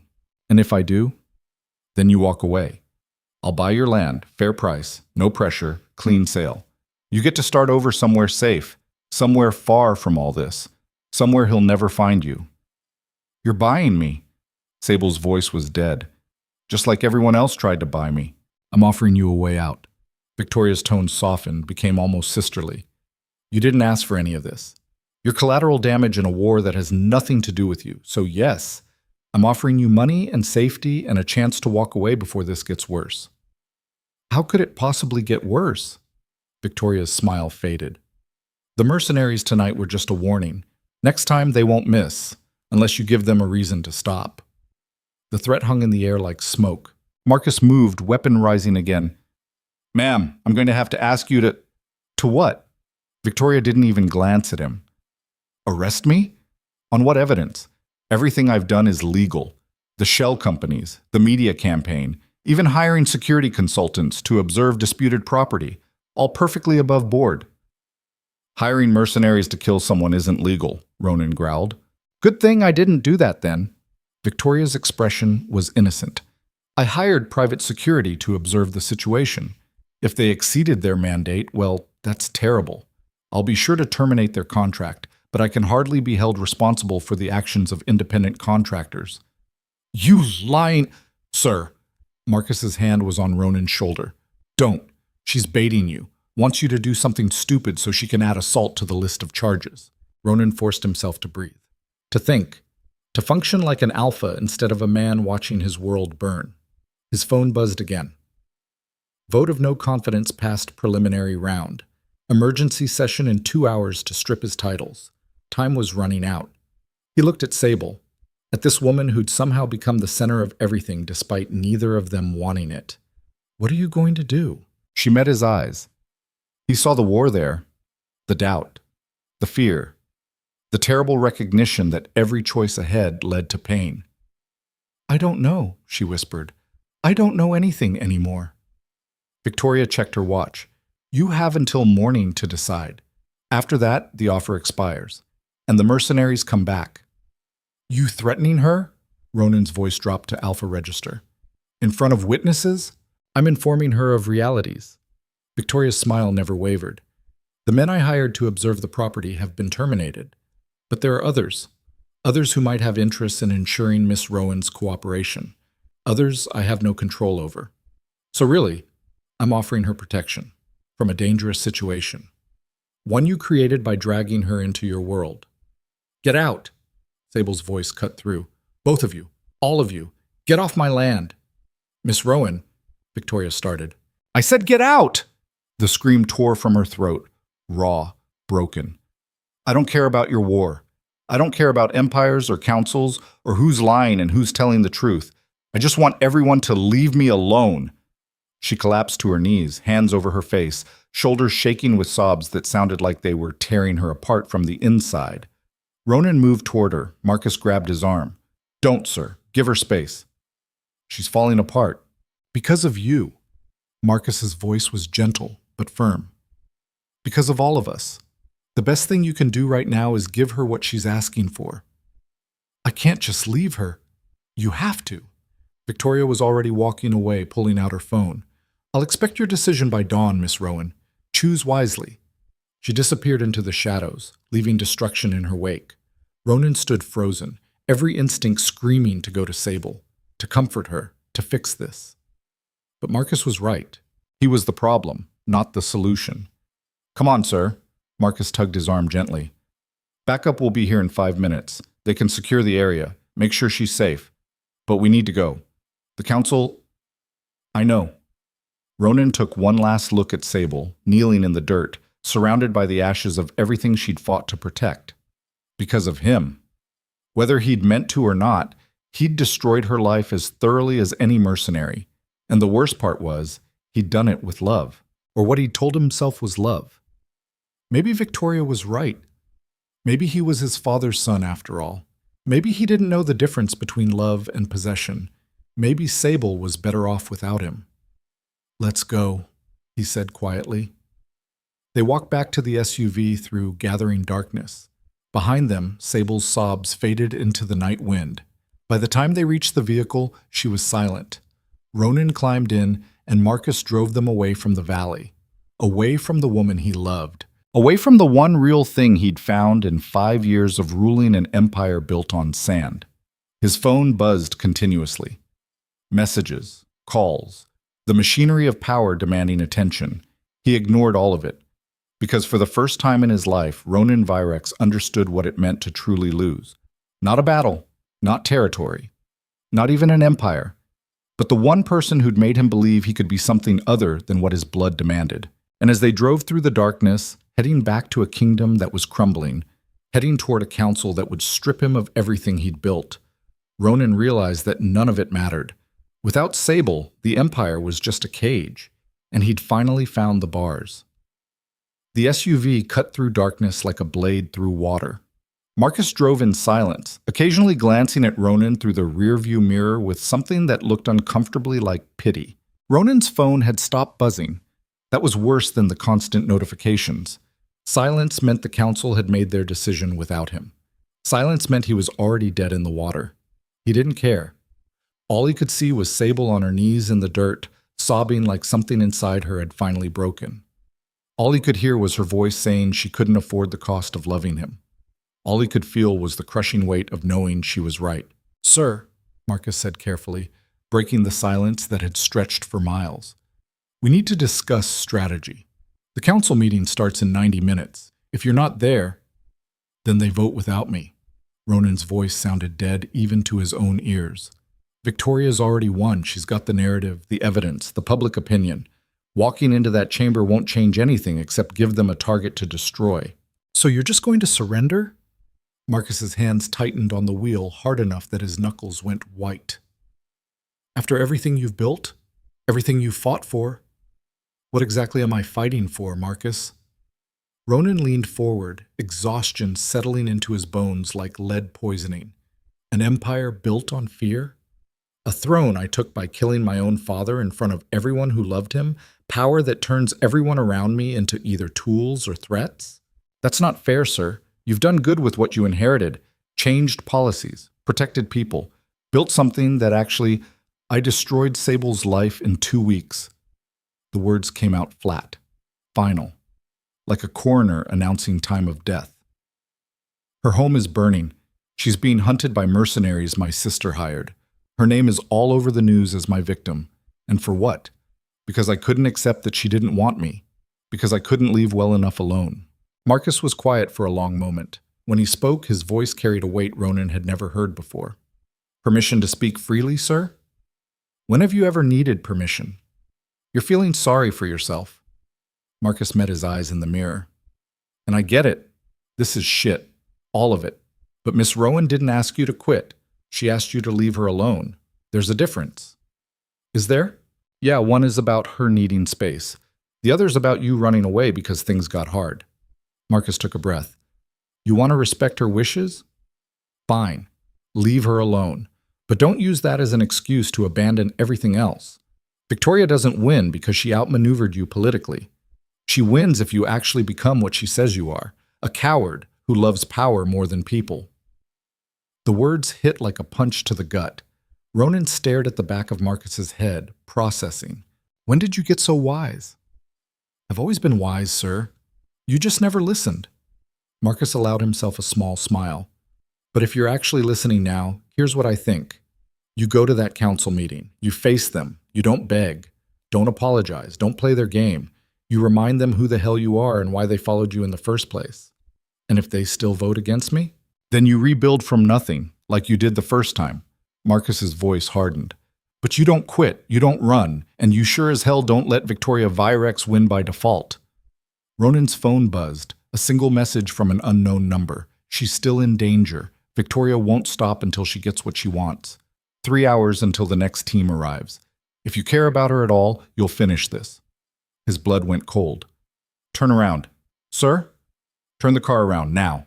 Marcus didn't hesitate. He hit the brakes, pulled a hard U-turn that sent gravel spraying like shrapnel. "Talk to me." Ronan showed him the message. "Victoria's not done. The attack tonight was just the opening move. She needs Sable to control me, which means she's going to take Miss Rowan hostage." Marcus's face went hard as stone. "Jesus! This was never about destroying you politically. That was just the setup. The real play is leverage." Ronan felt the pieces clicking into place with sickening clarity. "She takes my crown, then takes Sable, forces me to choose between getting my empire back or saving the woman I love. Either way, she wins. Unless we get to Miss Rowan first. We don't have backup. The team that was supposed to secure the area got diverted to council security. If we go back, we're walking into an ambush with no support and no advantage. Then we walk into it smart." Marcus's jaw set in that particular way that meant he'd already made peace with dying. "You know tactical, sir. I know protection details. Between us, we've survived worse. Have we? No. Marcus smiled grimly. But we're good at pretending we have. They drove in focused silence after that, both men running through scenarios and contingencies with the practiced efficiency of soldiers who'd seen combat together. Ronan checked his weapon, a habit from years of survival, keeping it close even when surrounded by guards. Full magazine. One in the chamber. Not enough for a sustained firefight, but enough to make a statement. His phone buzzed again. Another message from the unknown number. North approach. 4-man team arriving in 20 minutes. Professional contractors. You'll need more than luck. Someone's feeding us intel, Marcus observed, or setting us up. Ronan studied the message, looking for patterns or tells. Could be Victoria covering her tracks. Make it look like we had warning, so when we die, it seems like our own fault. Could also be someone inside her operation who doesn't like what she's doing. Since when does Victoria inspire loyalty? She doesn't, but she inspires fear. And fear makes people do stupid things, like betray the person who scares them. Marcus accelerated, pushing the SUV to speeds that made the frame shake. Your call, sir. We trust this or we don't. Ronan thought about Sable, about her kneeling in the dirt, broken and alone, about the way she'd looked at him like he was the monster she'd always feared powerful men would be. He thought about walking away, letting her face this alone like she'd faced everything else alone, respecting her explicit wishes to be left the hell alone. But that would make him exactly what Victoria said he was. A man who talked about love but ran when it required sacrifice. We trust it, he decided. Set up defensive position on the ridge overlooking the north approach. High ground, limited exposure. If they come that way, we have tactical advantage. If they don't, we adapt and survive. And if it's a trap, then we make sure they pay for it. Ronan's voice dropped into that alpha register that had ended wars. Victoria wants me dead? Fine. But I'm taking as many of her people with me as possible. Send her a message about the cost of hunting wolves. Marcus's smile was sharp. Now that's the Alpha King I know. They reached the valley as true night fell. No moon, no stars visible through the cloud cover that pressed down like a lid on a coffin. Just darkness thick enough to choke on, and silence broken only by the crackle of dying fires. Marcus killed the headlights a quarter-mile out, navigated by memory and instinct through terrain that wanted to break axles and crush suspensions. They parked in a depression that hid the SUV from casual observation, approached on foot through scrub brush that tore at their clothes, and scored their skin with dozens of small cuts. The cabin was still burning. Not the roaring inferno from earlier, the flames had mostly died to sullen embers, but enough that orange light flickered across the valley like a distress beacon, or a target marker. They reached the ridge and went prone, Marcus pulling out night vision binoculars to scan the area while Ronan relied on senses he'd honed over years of hunting and being hunted. He listened for sounds that didn't belong to the night, watched for movement against the darkness, tasted the wind for scents that meant human presence. There, Marcus whispered, voice barely audible. North approach. 300 yards out. 4 heat signatures moving in tactical formation. The intel was good, which makes me nervous, not less. Marcus adjusted focus, tracking the advancing team. They're equipped like they're hitting a military installation. Night vision, suppressed weapons, body armor, moving with the kind of discipline that says they've done this 100 times before. Where's Sable? Marcus panned the binoculars left toward the cabin ruins. Still near the front porch area based on thermal signature. She hasn't moved since we left. Ronan's jaw clenched hard enough to hurt. She was just sitting there, waiting for whatever came next, like she'd given up on the idea that anything she did mattered anymore, like he'd broken something fundamental in her. I'm going down there, he said, already starting to move. Sir, that's tactically insane. You expose yourself, they have clear line of fire. I don't care about tactics. Ronan was sliding down the ridge with controlled aggression, using shadows and terrain to break his silhouette. I care about getting between her and the people coming to take her. Marcus swore creatively, but didn't argue, just repositioned to provide overwatch, trusting Ronan to not do anything completely suicidal, which was probably misplaced trust. Ronan crossed the valley at a dead run, every instinct screaming that this was stupid, that he should wait and plan and use his head instead of his heart. But his heart was the only thing that still felt real in a world where everything else had turned to lies and ash. He reached the cabin's cover just as the first mercenary broke from the tree line. Ronan pressed against the wall, forced his breathing to calm, waited with the patience of a predator who'd learned that hesitation killed less often than impatience. The merc moved like liquid death, smooth, efficient, weapon up, and scanning with mechanical precision, professional to his core, probably former military, definitely expensive. Ronan let him pass, waited for the second. When the man's back was turned, Ronan moved, one hand clamped over the mouth, stifling any sound, the other driving a blade between ribs with the surgical precision of someone who'd learned anatomy through violence. The merc went rigid, body understanding it was dying before the brain caught up. He twitched once, twice, then went completely still. One down, 3 to go. Ronan dragged the body into shadow, claimed the man's weapon, a suppressed submachine gun that felt German and expensive in his hands, military-grade hardware. Whoever Victoria had hired, she hadn't gone bargain hunting. He rounded the cabin toward the front porch, moving in near total silence. Found Sable exactly where Marcus had said she'd be.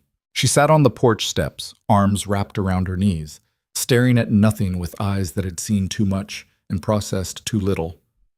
Her face was streaked with tear tracks cutting through smoke dirt. Her hands were shaking slightly. She looked small in a way that made Ronan's chest hurt. "Sable," he whispered. She didn't move, didn't even blink, just kept staring at the middle distance like she was watching her entire life burn and couldn't look away. "Sable, we need to go. There are men coming and they're not here to negotiate." "I know." Her voice was hollow, empty of everything except exhaustion. "I saw them moving in the trees. I don't care anymore." Ronan felt something crack in his chest. "What?" "I said I don't care." She finally looked at him, and her eyes were dead in a way that terrified him more than any weapon ever had. "My home's gone. My life's destroyed. I'm either a victim or a liar depending on which news channel you watch. So let them come. Let them do whatever they're planning. I'm done running. I'm done fighting. I'm just done." "You're in shock. You need to—" "I'm clear-headed for the first time in weeks." She laughed, and the sound was like glass breaking in an empty room. "You want to know what I realized while I was sitting here watching everything my grandmother built turn to ash? I realized I spent 3 years fighting to keep something that was already dead. This land, this life, this stupid promise to a woman who died alone and broken, just like I'm going to die alone and broken. You're not going to die." Ronan crouched in front of her, grabbed her shoulders despite knowing she'd probably hate him for it. "I won't let—" "You don't get a vote." She met his eyes, and there was no anger there, just terrible, crushing acceptance. "You did this. You and your sister and your empire and all your power games. You came into my life and you destroyed it. So congratulations, Alpha King. You won. The land is yours. Do whatever you want with it. I don't have the strength to care anymore." "I don't want the land. I want you safe." "Well, you can't have that." She shoved his hands away with more force than her frame should have been able to generate. "I'm not property. I'm not a prize you win by being heroic enough. I'm not redemption for your guilty conscience. I'm just a woman who wanted to be left alone and couldn't even have that one simple thing." Gunfire cracked through the night, sharp reports from the ridge where Marcus was engaging targets. Ronan grabbed Sable's arm, pulled her up despite her resistance. "We're leaving, right now." "No. That wasn't a request. I don't care if it was an order from God himself." She tried to wrench free. "Let go of me." "Make me." They stared at each other, wills locked in combat fiercer than any physical fight. And for just a moment, Ronan saw a flicker of the woman who'd told the Alpha King to get off her land, the woman who'd fought developers and bureaucrats and destiny itself. She wasn't completely broken yet, just badly bent. "Fine," she hissed. "But when this is over, if we survive, you leave. Forever. No more visits, no more playing the decent man, no more pretending you're something you're not." Agreed. More gunfire, closer now. Marcus was being pushed back, outgunned and outmanned. Ronan half-dragged Sable toward where he knew the tunnel entrance was hidden. She fought him every step, making progress agonizingly slow. They just reached the concealed trapdoor when a voice cut through the darkness. "Stop right there, VRX." Ronan froze. turned slowly. A woman stepped from the shadows, tall, professional, 40-something, with eyes like a shark. She held a pistol with the casual competence of someone who'd killed enough people that it had stopped registering as remarkable. Behind her, two more mercs emerged from cover, weapons trained with the kind of steady precision that said they wouldn't miss. "Mrs. Virex sends her regards," the woman said, voice flat and businesslike. "Said you'd probably do something stupid like coming back for the girl. She knows you too well, apparently." "Let her go," Ronan said, positioning himself between Sable and the weapons. "Your contract is with me. She's got nothing to do with this. Our orders are to secure both of you, alive if possible. But Mrs. Virex was very clear that you specifically need to keep breathing." "Miss Rowan here?" The woman shrugged. "She's negotiable." Sable laughed. Actually laughed. A sound edged with hysteria. "Of course I am. Story of my life, always negotiable, always expendable, always the leverage instead of the person." "Sable, just once," she said, voice rising with something that sounded like madness breaking through. "I'd like to be the one who actually matters. Just once, I'd like to be non-negotiable. But no, I'm always the tool, always the bait, always the—" The woman moved fast, crossing the distance in 3 efficient strides and backhanding Sable hard enough to snap her head sideways and drop her to her knees. Ronan moved faster. He hit the woman before conscious thought intervened, all training and instinct taking over. They went down together in a tangle of limbs, grappling for the weapon. It discharged twice, muzzle flash lighting the darkness, shots going wide and hitting nothing but earth and air. The other mercs moved in. Ronan got control of the pistol, rolled, put 2 rounds into the closest one-center mass. The man dropped with a grunt, already dead before he understood what happened. The third merc opened fire. Ronan used the woman's body as a shield, cold tactical decision made in milliseconds. Bullets punched through her, hitting her instead of him. She screamed once, high and terrible, before going silent forever. He came up firing. Caught the third merc in the shoulder, adjusting, firing again and catching him in the throat. The man fell backward, hands clutching at the ruin of his neck, choking on blood and disbelief. Silence crashed down like a physical weight. Ronan lay there, breathing hard, covered in someone else's blood, holding a weapon that still smoked in the cooling air. 3 bodies. 3 kills in maybe 15 seconds. He'd become his father after all, just like Victoria said he would. "Ronan." Sable's voice was small, scared, different from the hollow emptiness of before. "You're bleeding." He looked down. She was right.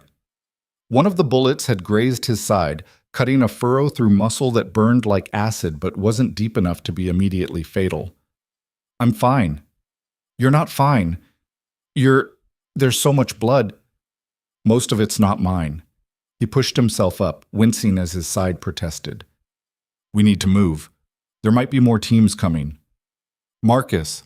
Sable pointed toward the ridge with a shaking hand. He stopped shooting. Ronan's blood went cold. He keyed his radio, a backup channel they'd established in case of exactly this scenario. "Marcus. Report." Static.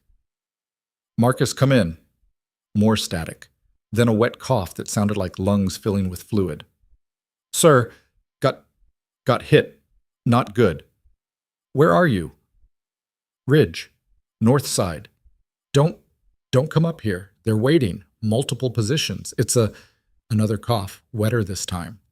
"It's a kill box. Classic setup. I'm coming to get you." "Negative, sir. You get Miss Rowan out. Use the tunnel. That's an order." "Marcus, please, sir." The radio crackled with interference that might have been blood in the electronics. "Been following you for 8 years, through every stupid decision, every impossible fight.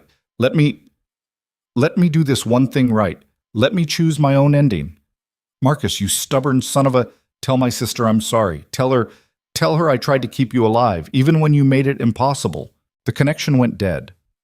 Ronan stood there, weapon hanging loose in his hand, Marcus's final words echoing in his skull like a death sentence. His throat felt tight, his eyes burned, but he didn't have time to process grief, didn't have the luxury of falling apart. "We have to help him," Sable said, struggling to her feet. "He's right. It's a trap. They're using him as bait. So we just leave him to die?" He's already dying. The words tasted like poison, like failure. He knows it. I know it. Going up there just gives them two bodies instead of one. And Marcus didn't buy us time with his life, so we could waste it on a suicide run. Sable stared at him. That's the most cowardly thing I've ever heard you say. It's the most tactical. It's the most… She stopped, took a breath that sounded like she was trying not to scream. You're really just going to leave him up there? He gave me an order as my head of security, as my friend. He told me to get you out. Ronan grabbed her arm, probably rougher than necessary. So that's what I'm doing. We can hate me for it later. Right now, we survive. They moved toward the tunnel entrance. Ronan pulled open the trap door, started to descend. An explosion lit up the ridge like a miniature sun. The shockwave hit like a moving wall, knocking them both flat. Ronan's ears rang with high-pitched whine. His vision swam with afterimages. Through the chaos, he heard Sable screaming something but couldn't make out the words over the tinnitus.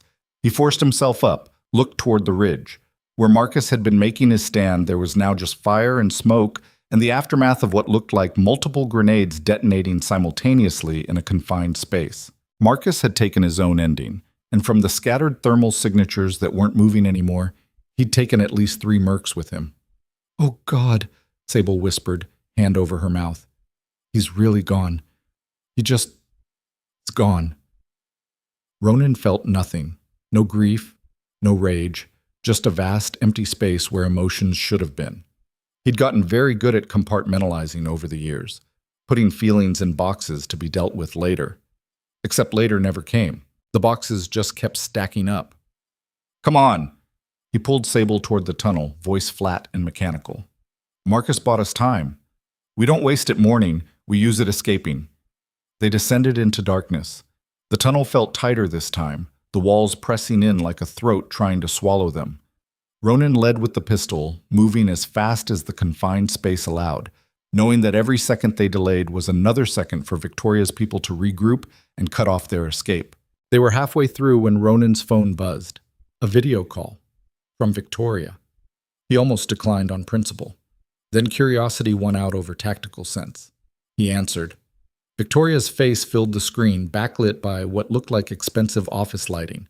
She was smiling that same sharp smile that had terrified him as a child. "Hello, brother. I see you're still alive. How disappointing." "Go to hell. After you." Her smile widened into something that might have been genuine joy. "I'm calling to share good news. The council voted, unanimous decision. You're stripped of all titles, all territories, all authority, effective immediately." Ronan felt nothing. The empire he'd spent 7 years building, gone in a single vote that probably took less than an hour. "Congratulations," he said flatly. "Oh, I'm not done." Victoria leaned forward, eyes glittering with triumph. "They also voted to transfer your remaining assets to a receivership pending investigation, which I'll be managing personally. That includes all property rights, all development projects, all outstanding contracts, and most importantly, all land acquisitions currently in legal dispute." Understanding hit like ice water dumped over his head. "The valley is now under my control, legally, completely, ironically." Victoria's laugh was sharp. "Which means Miss Rowan's 40 acres technically belong to the receivership, not through violence, not through intimidation, through perfectly legal transfer of deposed assets." Sable grabbed the phone from Ronan's hand. "I'll never sell to you." "You don't have to sell, dear." Victoria's voice dripped poisoned honey. "I'm not buying. I'm seizing under eminent domain, public interest. The water rights project is critical infrastructure. The council already approved emergency measures. Your land is being claimed by the territory for the greater good. That's not legal. You can't just… "I can when the Alpha King who was blocking the project is no longer Alpha King." Victoria's smile was pure venom. "You have 72 hours to vacate the property. After that, we begin development. With or without you on it. Your choice." The screen went dark. Sable stood frozen, the phone hanging loose in her hand like she'd forgotten it existed. When she finally spoke, her voice was barely a whisper. "She wins. After everything, all the fighting, all the sacrifice. She just wins." "No." Ronan took the phone back, pocketed it with deliberate calm. She doesn't. How can you possibly say that? She has everything, the council, your empire, my land. What's left? Me. He met her eyes in the dim light of the tunnel. I'm left, and I'm done playing by her rules. What does that even mean? It means Victoria thinks she's won because she took my crown, my power, my empire. Ronan checked the pistol, confirmed rounds remaining. But she forgot what I was before all that, before the titles and the territory and the political games. What were you? A fighter with nothing to lose who was too stupid or too angry to quit. His smile was sharp enough to cut. Someone who built everything from scratch because the alternative was dying in pack housing like my father. Someone who knows that crowns don't make kings. Will does. Choice does. The refusal to stay down does. You're talking about war. I'm talking about making Victoria understand she didn't break me. She just freed me from pretending I was something civilized. He holstered the weapon. She wants your land? Fine. Let her try. But she's going to have to go through me first. And I'm not the politician she outmaneuvered. I'm the wolf she forgot I used to be. Sable stared at him like he'd lost his mind. This is insane. Probably. You'll die. Maybe. And for what? 40 acres of dead earth that legally belongs to her now anyway? No. Ronan stepped closer. Let her see the absolute conviction in his eyes. For you. For the principle that powerful people don't just get to take what they want because they maneuvered better. For the idea that maybe, just maybe, I can prove I'm not my father's son by choosing something other than power. That's the stupidest reason I've ever heard. I know. He touched her face, gentle despite the violence still singing in his veins. But it's all I've got left, so I'm using it. I didn't ask you to die for me. I know that too. His thumb brushed her cheekbone, wiping away dirt and tear tracks. But I'm doing it anyway. Because maybe that's what love actually means. Not possession, not control, just choosing someone else's survival over your own. Tears spilled down her face, cutting new tracks through the grime. I still don't trust you. Good. You shouldn't. He kissed her forehead, brief and gentle. But maybe when this is over, if I'm still breathing, you'll give me a chance to earn it. Before she could respond, his phone buzzed again. Another message from the unknown number. Victoria's sending everything she has. 20 mercs. Full tactical loadout. ETA 40 minutes. If you're going to make a stand, make it count. This is your only chance. Ronan read it twice, committing details to memory. Then looked at Sable with something that might have been an apology. Last chance, he said quietly. I can get you out, right now. Through this tunnel. You disappear. Start over somewhere Victoria's reach doesn't extend. Live your life however you want. What about you? I stay. I fight. I probably die. He shrugged. But at least I die on my feet instead of on my knees begging for mercy I wouldn't get anyway. She was quiet for a long moment, face working through emotions too complex to name. Then she did something that surprised them both. She laughed. Not hysterical, not broken, just genuinely, darkly amused. You know what? She said. Screw it. This land killed my grandmother, killed my future, killed any chance I had at a normal life. Might as well let it kill me too. At least then it'll finally be worth the price we paid. Sable, see, I'm staying. She grabbed the extra pistol from the dead merc they'd left at the tunnel entrance, checked it with movements that suggested she actually knew what she was doing. I'm staying and I'm fighting, and if Victoria wants my land, she can pry it from my cold, dead fingers. Ronan felt something surge in his chest. Pride, terror, love mixing into something he had no name for. You're sure? No. She met his eyes. But I'm doing it anyway. Seems to be the theme tonight. They emerged from the tunnel into a valley transformed by violence. The cabin was barely standing, one wall completely gone, another sagging dangerously. Bodies littered the ground where mercs had fallen. Fire still flickered in spots, turning everything orange and hellish. Everything Sable had fought to protect was already gone. But she stood there anyway, chin up, eyes hard, ready to fight for ashes and principle. And Ronan understood something fundamental. This had never been about land. It was about refusing to let the world tell you what you were worth. All right, he said. Then let's make Victoria regret the day she thought she could break us. They moved through the ruins with purpose, gathering weapons from fallen mercs, setting defensive positions using the cabin's remains as cover. Ronan's military training kicked in, sight lines, fallback positions, choke points where superior numbers meant less. It wouldn't be enough. 20 mercs against 2 people was math even tactical genius couldn't overcome. But maybe they could make it expensive enough that Victoria would think twice about hunting wolves. 40 minutes later, headlights crested the ridge like eyes opening in the darkness. Vehicles, multiple SUVs in tactical formation. They stopped at the property line. Ronan and Sable stood shoulder to shoulder in the center of the valley, backs to the ruins, weapons ready. 2 people against an army. 2 people who'd decided that dying on their feet was better than living on their knees. The first vehicle door opened, and Victoria Virex stepped out, backlit by headlights, smiling like she'd already won. Because she had. 20 mercs emerged from the vehicles in disciplined formation, full tactical gear, weapons that cost more than most people made in a year, night vision that turned darkness into advantage. They spread out in a semicircle, cutting off every escape route with professional precision. Victoria walked forward alone, hands in the pockets of a coat that probably cost more than Sable's entire year of living expenses. She stopped 30 feet away, just outside comfortable shooting range. Smart, cautious. Still his sister. "This is dramatic," she said, voice carrying easily across the valley. "Very you, Ronan, making a last stand over something that was never yours to begin with. Sable's not a thing." Ronan's weapon stayed trained on Victoria's center mass. "She's a person, and she asked to be left alone. And you respected that so much you came back every day for 2 weeks." Victoria's smile was razor sharp. "You're not protecting her, brother. You're possessing her, just like father would have." "I'm nothing like him. You killed him, took his crown, built an empire on his grave. How is that different?" She took a step forward. The mercs adjusted position, weapons tracking Ronan and Sable like radar locked on targets.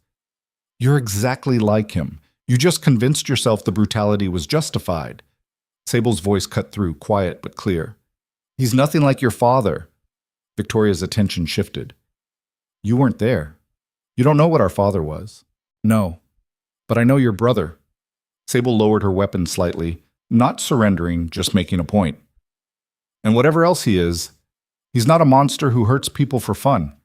He hurts people because he's terrified of being hurt first." The observation landed like a bullet. Ronan felt it hit somewhere vital, exposing something he'd never acknowledged even to himself. Victoria's smile faltered. "That's very poetic. Also irrelevant. You're both trespassing on territory property. You have 10 seconds to surrender before I give the order to fire." "You won't." Ronan's voice was calm, certain. "You need me alive. That's the whole point of this. You destroy me publicly, then force me to watch while you take everything I care about. Killing me ruins the satisfaction." "Maybe I've decided satisfaction is overrated." Victoria pulled out her phone. "One call in this valley becomes a mass grave. Your choice, brother. Surrender or die." "There's a third option." "Which is? You tell me the truth." Ronan lowered his weapon, not surrendering, but creating space for conversation. "This isn't about father, isn't about the empire. This is personal in a way that goes deeper than politics. So tell me what I actually did to make you hate me this much." Victoria went very still. For a moment the mask slipped and something raw showed through. "You left me." "What?" "When father died. When you took the crown. When you rebuilt everything." Her voice cracked slightly. "You left me behind like I was nothing, like I didn't matter, like the only thing that defined me was being his daughter instead of your sister." Ronan felt the ground shift beneath his understanding. "I offered you positions, authority.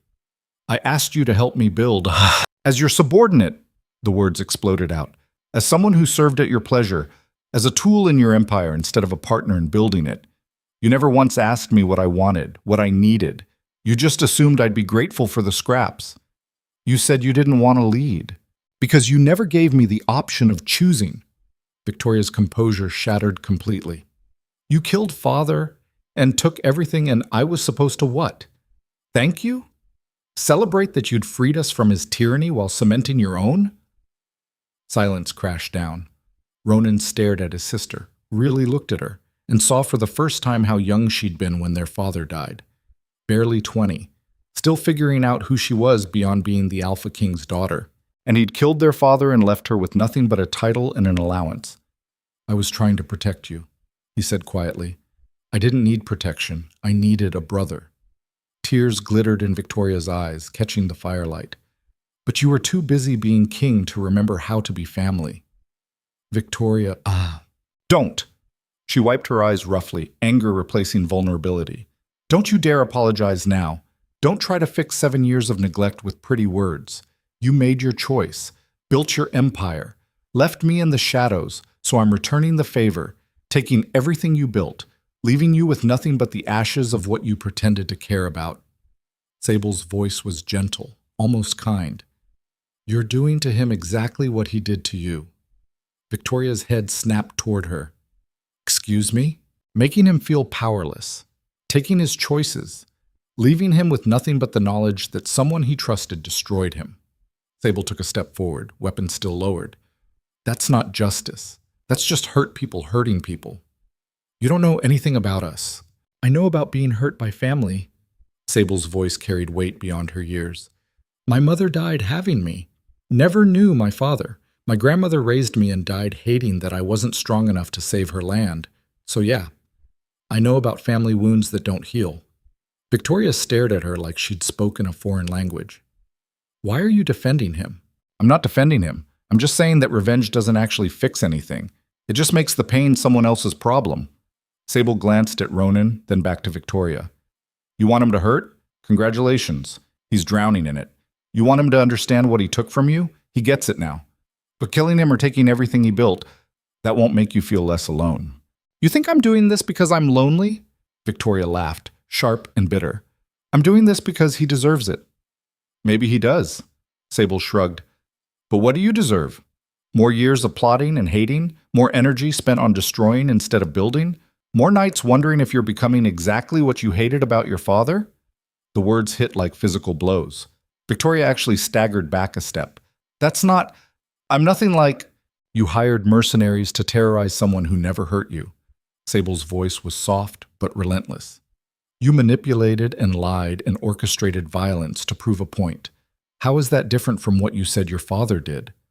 Victoria's face went white, then red, then settled into something that looked like agony. Because he had a choice. Our father chose violence. I was forced into it. Were you? Ronan's voice was quiet. Or did you choose it because it was easier than talking to me? Than telling me you felt abandoned? Than asking for what you actually needed? I shouldn't have to ask. Victoria's voice broke. You should have seen. You're my brother. You should have known. I should have.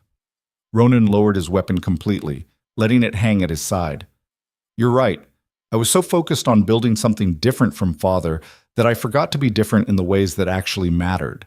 I took his crown and thought that made me better. But I was still doing what he did, making decisions for everyone else without asking what they wanted. He took a step forward. The mercs tensed, but Victoria held up a hand, stopping them. I'm sorry, Ronan said, for leaving you behind, for not seeing how alone you felt, for building an empire but forgetting to build a family. You deserved better than that. You deserved better than me. Victoria's hands were shaking. Don't do that. Don't try to manipulate me with... I'm not manipulating. I'm just telling you the truth. I should have told you 7 years ago. He took another step. I was scared after father died. Scared of becoming him. Scared of failing. Scared of trusting anyone enough to share power. So I pushed everyone away, especially you, because you were the only person who could have called me out when I started becoming what I feared. Stop. You were right about all of it. About me being father's son, about me taking instead of asking, about me destroying things I pretended to protect. Another step. Close enough now to see tears tracking down Victoria's face. But you're wrong about one thing. What? That I don't care about you. Ronan's voice was raw, honest in a way he'd forgotten how to be. I failed you. I abandoned you. I made you feel worthless, but I never stopped caring. I never stopped hoping you'd forgive me. I just didn't know how to ask. Victoria made a sound that might have been a laugh or a sob. You're asking now because you have no choice. I'm asking now because I'm finally desperate enough to be honest. He spread his hands. You want my empire? Take it. You want my crown? It's yours. You want me destroyed? I'm already there. But Victoria, his voice broke. I don't want to lose my sister too. The silence that followed was absolute. Even the mercs seemed to hold their breath. Victoria stood frozen, face working through emotions too complex to name. Anger, grief, longing, hate, love. All of it tangled into something that hurt to witness. You left me, she whispered. When I needed you most, you left me. I know. You made me feel invisible. I know. You destroyed the only family I had left. I know. Ronan took the final step, close enough now that she could kill him without aiming. And I can't fix it. Can't undo it. Can't make 7 years of loneliness disappear. All I can do is say I'm sorry and mean it, and ask if maybe, someday, you might be willing to try being family again. Victoria's weapon came up, pressed against his chest, right over his heart. Her hand was shaking. I should kill you. Probably. You ruined my life. I know. Everything I am is because you made me this way. No. His voice was gentle. You're strong and brilliant and terrifying because that's who you are. I just failed to see it, failed to help you become it in a way that didn't require destroying everything. That's on me, not you. The weapon pressed harder. Victoria's finger was on the trigger. One twitch, and this ended. Why? Her voice was broken. Why couldn't you just see me? Because I was too busy being king to remember how to be human. Ronan didn't move, didn't flinch, just accepted whatever came next. And by the time I realized that, you were gone.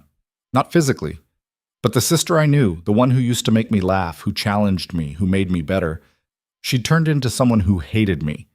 And I didn't know how to get her back. Maybe she doesn't want to come back. Maybe not. He smiled sadly. But she's still in there. I saw her just now. When you were angry instead of cold. When you cried instead of smiled. That's the sister I remember. The real one.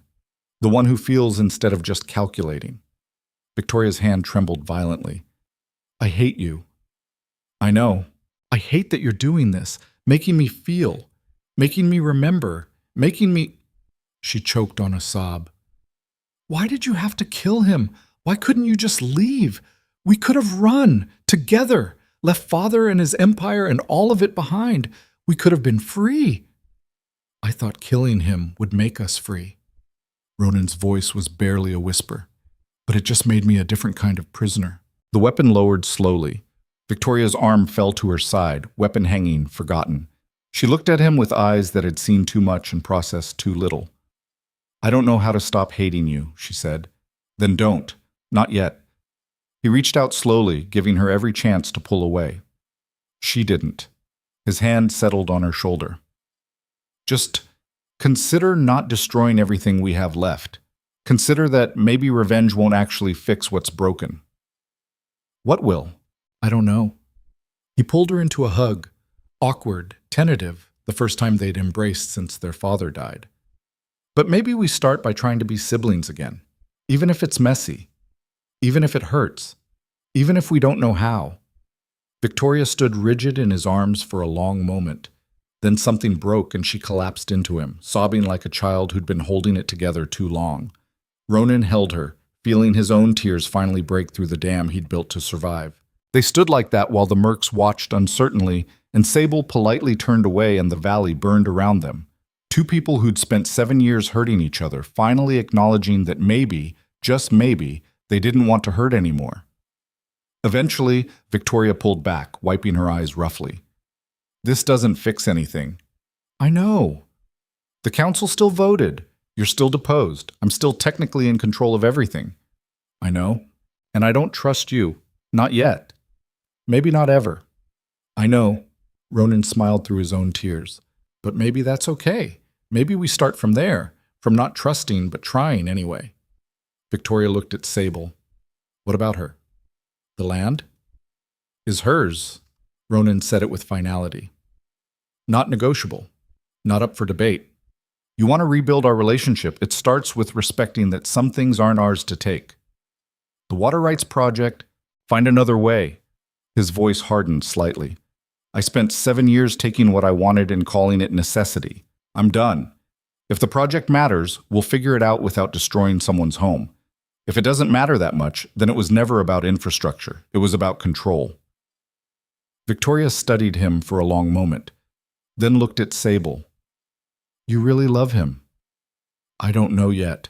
Sable's honesty was brutal. But I respect him, and that's probably more important. Why? Because love is easy to fake. Respect you have to earn. Sable met Victoria's eyes. Your brother's been earning it, slowly, badly, with a lot of backsliding, but he's trying to be something other than what he was. That's worth something. Victoria was quiet for a long moment. Then she turned to the mercs. Stand down. Contract's terminated. You'll get full payment plus severance. Consider this mission canceled. The lead merc frowned. Ma'am, we were hired to... I know what you were hired to do. I'm unhiring you. Leave. Now, before I change my mind. The mercs exchanged glances. Then, with the efficiency of professionals who'd learned not to question lucrative orders, they packed up and left. Within 5 minutes, the valley was empty except for Ronan, Victoria, and Sable. And the ashes. Victoria pulled out her phone, typed rapidly. I'm sending a message to the council, recommending they reverse the deposition vote pending further investigation. Won't restore everything immediately, but it buys you time. Why? Because you're right. She pocketed the phone. Revenge doesn't fix anything. It just makes me feel hollow. She looked around at the destruction. And I've got enough hollowness already. Victoria, don't. She held up a hand. Don't thank me. Don't apologize again. Don't try to make this some big emotional moment. I'm not doing this for you. I'm doing it because I'm tired of being the villain in my own story. She turned to leave, then stopped, looked back at Ronan. I meant what I said. I don't trust you, but maybe someday I'll want to try. She smiled slightly. Until then, stay out of my way. I've got an empire to not destroy. Victoria God. She paused. Thank you. Don't make me regret it. She walked toward the last remaining vehicle, stopped with her hand on the door. Oh, and brother? Next time you fall in love with someone, maybe try asking what they want instead of deciding for them. Seems to work better. Then she was gone, taillights disappearing over the ridge, leaving Ronan and Sable alone in the ruins. They stood in silence for a long moment, processing everything that had just happened. The battle that never came. The reconciliation that shouldn't have worked. The sister who chose mercy over revenge. Finally, Sable spoke. So, that happened. Yeah. Ronan couldn't help but laugh. Exhausted, relieved, slightly hysterical. That happened. Your sister's terrifying. Always has been. But she's not wrong. Sable turned to face him. About asking what people want instead of deciding for them. Ronan felt his stomach drop. Sable, what do you want from me? She asked it simply, directly. Not what you think I need. Not what you've decided is best. What do you actually want? He took a breath, let himself be honest in a way that terrified him more than any battle. I want you to give me a chance. Not to fix what I broke. I know I can't do that. But to maybe build something new, something that's ours instead of mine or yours, something we choose together. And if I say no, then I respect that. The words hurt, but he meant them. I leave. I don't come back. I let you rebuild your life without me haunting the edges of it. And if I say yes, then I show up every day and try to earn what I'm asking for. He stepped closer. I dig ditches. I listen. I ask instead of assuming. I be the kind of partner who deserves someone like you instead of the kind who thinks wanting is the same as deserving. Sable studied him for a long moment. Ronan felt weighed and measured and wondered if this time he'd be found wanting in ways that couldn't be forgiven. I don't love you, she said finally. The words landed like bullets. Ronan nodded, accepting. I know. But I could. She stepped closer. If you actually do what you're saying, if you show up and work and listen and don't try to fix me or save me or turn me into some project that proves you're better than your father, I could love you. That's all I'm asking. Is it? Her eyes were sharp, searching. Or are you asking for certainty? For some guarantee that if you do the work, you get the reward? No guarantees. He forced himself to be completely honest. Just the chance to try. Okay. She said it simply, like it was that easy. Like 7 years of his life hadn't just imploded and her home wasn't still smoking around them. Then try. Just like that? Just like that. She smiled slightly. But Ronan, you mess this up. You fall back into old patterns. You start making decisions for me. You forget that I'm a person instead of a prize. I'm gone. No second chances, no dramatic speeches, just gone. Understand? Perfectly. Good. She looked around at the ruins. Now help me figure out what the hell we do with all this. They spent the next hour surveying the damage. The cabin was a total loss. Structure compromised, back wall gone, front barely standing. But the land remained, scarred, burned, marked by violence, but still there. I can't rebuild this, Sable said quietly, standing in what used to be her grandmother's kitchen. Not as it was. Too many ghosts, too much hurt. What do you want to build instead? She looked at him, surprised by the question. You're really asking. I'm really asking. I want... She trailed off, thinking. I want something that's mine, not my grandmother's legacy, not a monument to stubbornness, just mine. Something small, functional, built for living instead of surviving. We can do that. We? Her eyebrow arched.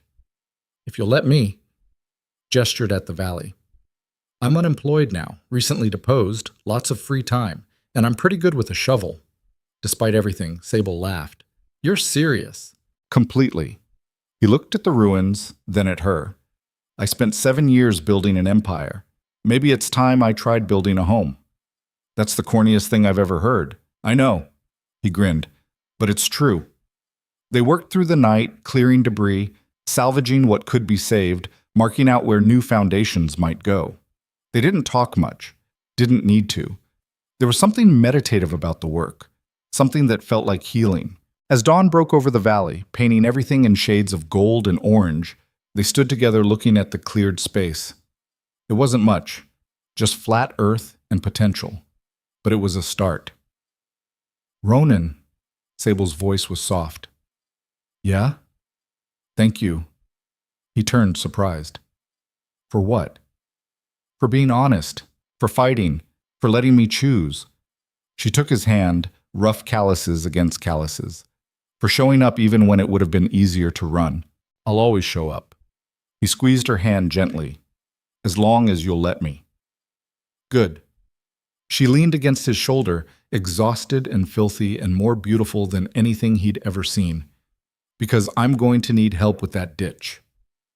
They stood like that as the sun rose, two people who'd been broken by power and pride and family wounds, beginning the long, slow work of healing. It wouldn't be easy. There would be setbacks and fights, and moments where old patterns tried to reassert themselves. Victoria would need time and proof before anything resembling trust returned. The council would demand explanations and concessions. The empire would need rebuilding or releasing or reimagining entirely. But for the first time in years, Ronan felt something other than the weight of duty. He felt hope. Not the naive kind that believed everything would work out, but the earned kind that understood healing was possible even when you didn't deserve it. That change was real, even when it came slowly. That love, real love, the kind built on choice instead of chemistry, was worth the work it required. So, Sable said after a while, what happens now? Ronan thought about it, about Victoria's tentative offer of reconciliation, about the empire he'd built and whether it was worth saving, about this woman beside him who'd somehow become the center of everything without either of them planning it. Now? He smiled. Now we dig. That's it? That's your big plan? That's the plan. He picked up a shovel from the wreckage. We dig ditches. We build foundations. We figure out what a life looks like when it's built on choice instead of necessity. And we see what grows. Sable studied him for a long moment. Then she grabbed her own shovel. All right, Alpha King. Her smile was sharp and real and full of challenge. Let's see if you're actually as good with your hands as you claim. I thought I wasn't the Alpha King anymore. You're not. She drove her shovel into the earth. You're just Ronan, some guy who keeps showing up to dig ditches in my valley. We'll see if that's enough. And if it's not, then you keep trying until it is. She started working, each movement efficient and practiced. That's how this works. No shortcuts, no power plays, just work and time and proving you mean what you say. Ronan joined her, falling into the rhythm they'd established weeks ago. Before the violence, before the betrayal, when it had just been two people fighting the same battle from different angles. Maybe that's all they'd ever needed to be. The sun climbed higher. The valley warmed. And in the ruins of everything they'd lost, Ronan Virex and Sable Rowan began building something neither of them could have imagined. Not an empire, not a legacy, just a life together. And that was enough. 3 months later, the cabin was halfway rebuilt. Small, efficient, nothing like the old structure, but somehow better for it. The ditch was complete, channeling water from the watershed to the South 40. Green shoots were starting to appear where before there'd been only dust. Victoria visited twice, awkward, tense meetings where they circled each other like wolves relearning how to be pack. But she came, and she kept coming, and slowly, painfully, something that looked like family began to form. The council restored Ronan's titles, but not his absolute authority. He was Alpha King again, but one bound by checks and balances that made power something shared instead of hoarded. He spent mornings in council chambers and afternoons in the valley, learning to balance duty and desire. It was harder than ruling alone had ever been. It was also better. Sable never sold the land. Turned down 3 offers from Victoria, 2 from development companies, and 1 from a conservation group that wanted to turn it into a nature preserve. The valley remained hers, scarred but standing, broken but healing, like everything else in their lives. On a Tuesday evening, 6 months after the night everything burned, Ronan and Sable sat on the new porch watching the sun set. They'd spent the day working, him on infrastructure plans that didn't require stealing anyone's land, her on soil regeneration that might actually bring the valley back to life. "I've been thinking," Sable said. "Dangerous." She elbowed him. "I've been thinking about what you said that night, about building something together." "Yeah?" "Yeah," she took a breath. "I think I'm ready to try. Not the land, that's still mine, but maybe us. Maybe I'm ready to see if this thing we've been building is as real as it feels." Ronan's heart did something complicated. "You sure?" "No," she smiled, "but I'm doing it anyway. Seems to be our pattern." He pulled her close, breathing in dust and sweat and possibility. "I love you." "I know." She nestled against him. "And I'm starting to believe it." "Just starting?" Rome wasn't built in a day, Alpha King. Neither is trust. But her voice was soft, gentle, full of something that might have been hope. They sat like that until the stars came out. 2 people who'd learned that love wasn't about possession or power or even passion. It was about showing up every day, even when it was hard. Especially when it was hard. It was about choosing each other, again and again. Until choosing became as natural as breathing. And in a valley that had seen too much violence and too little grace, that was everything.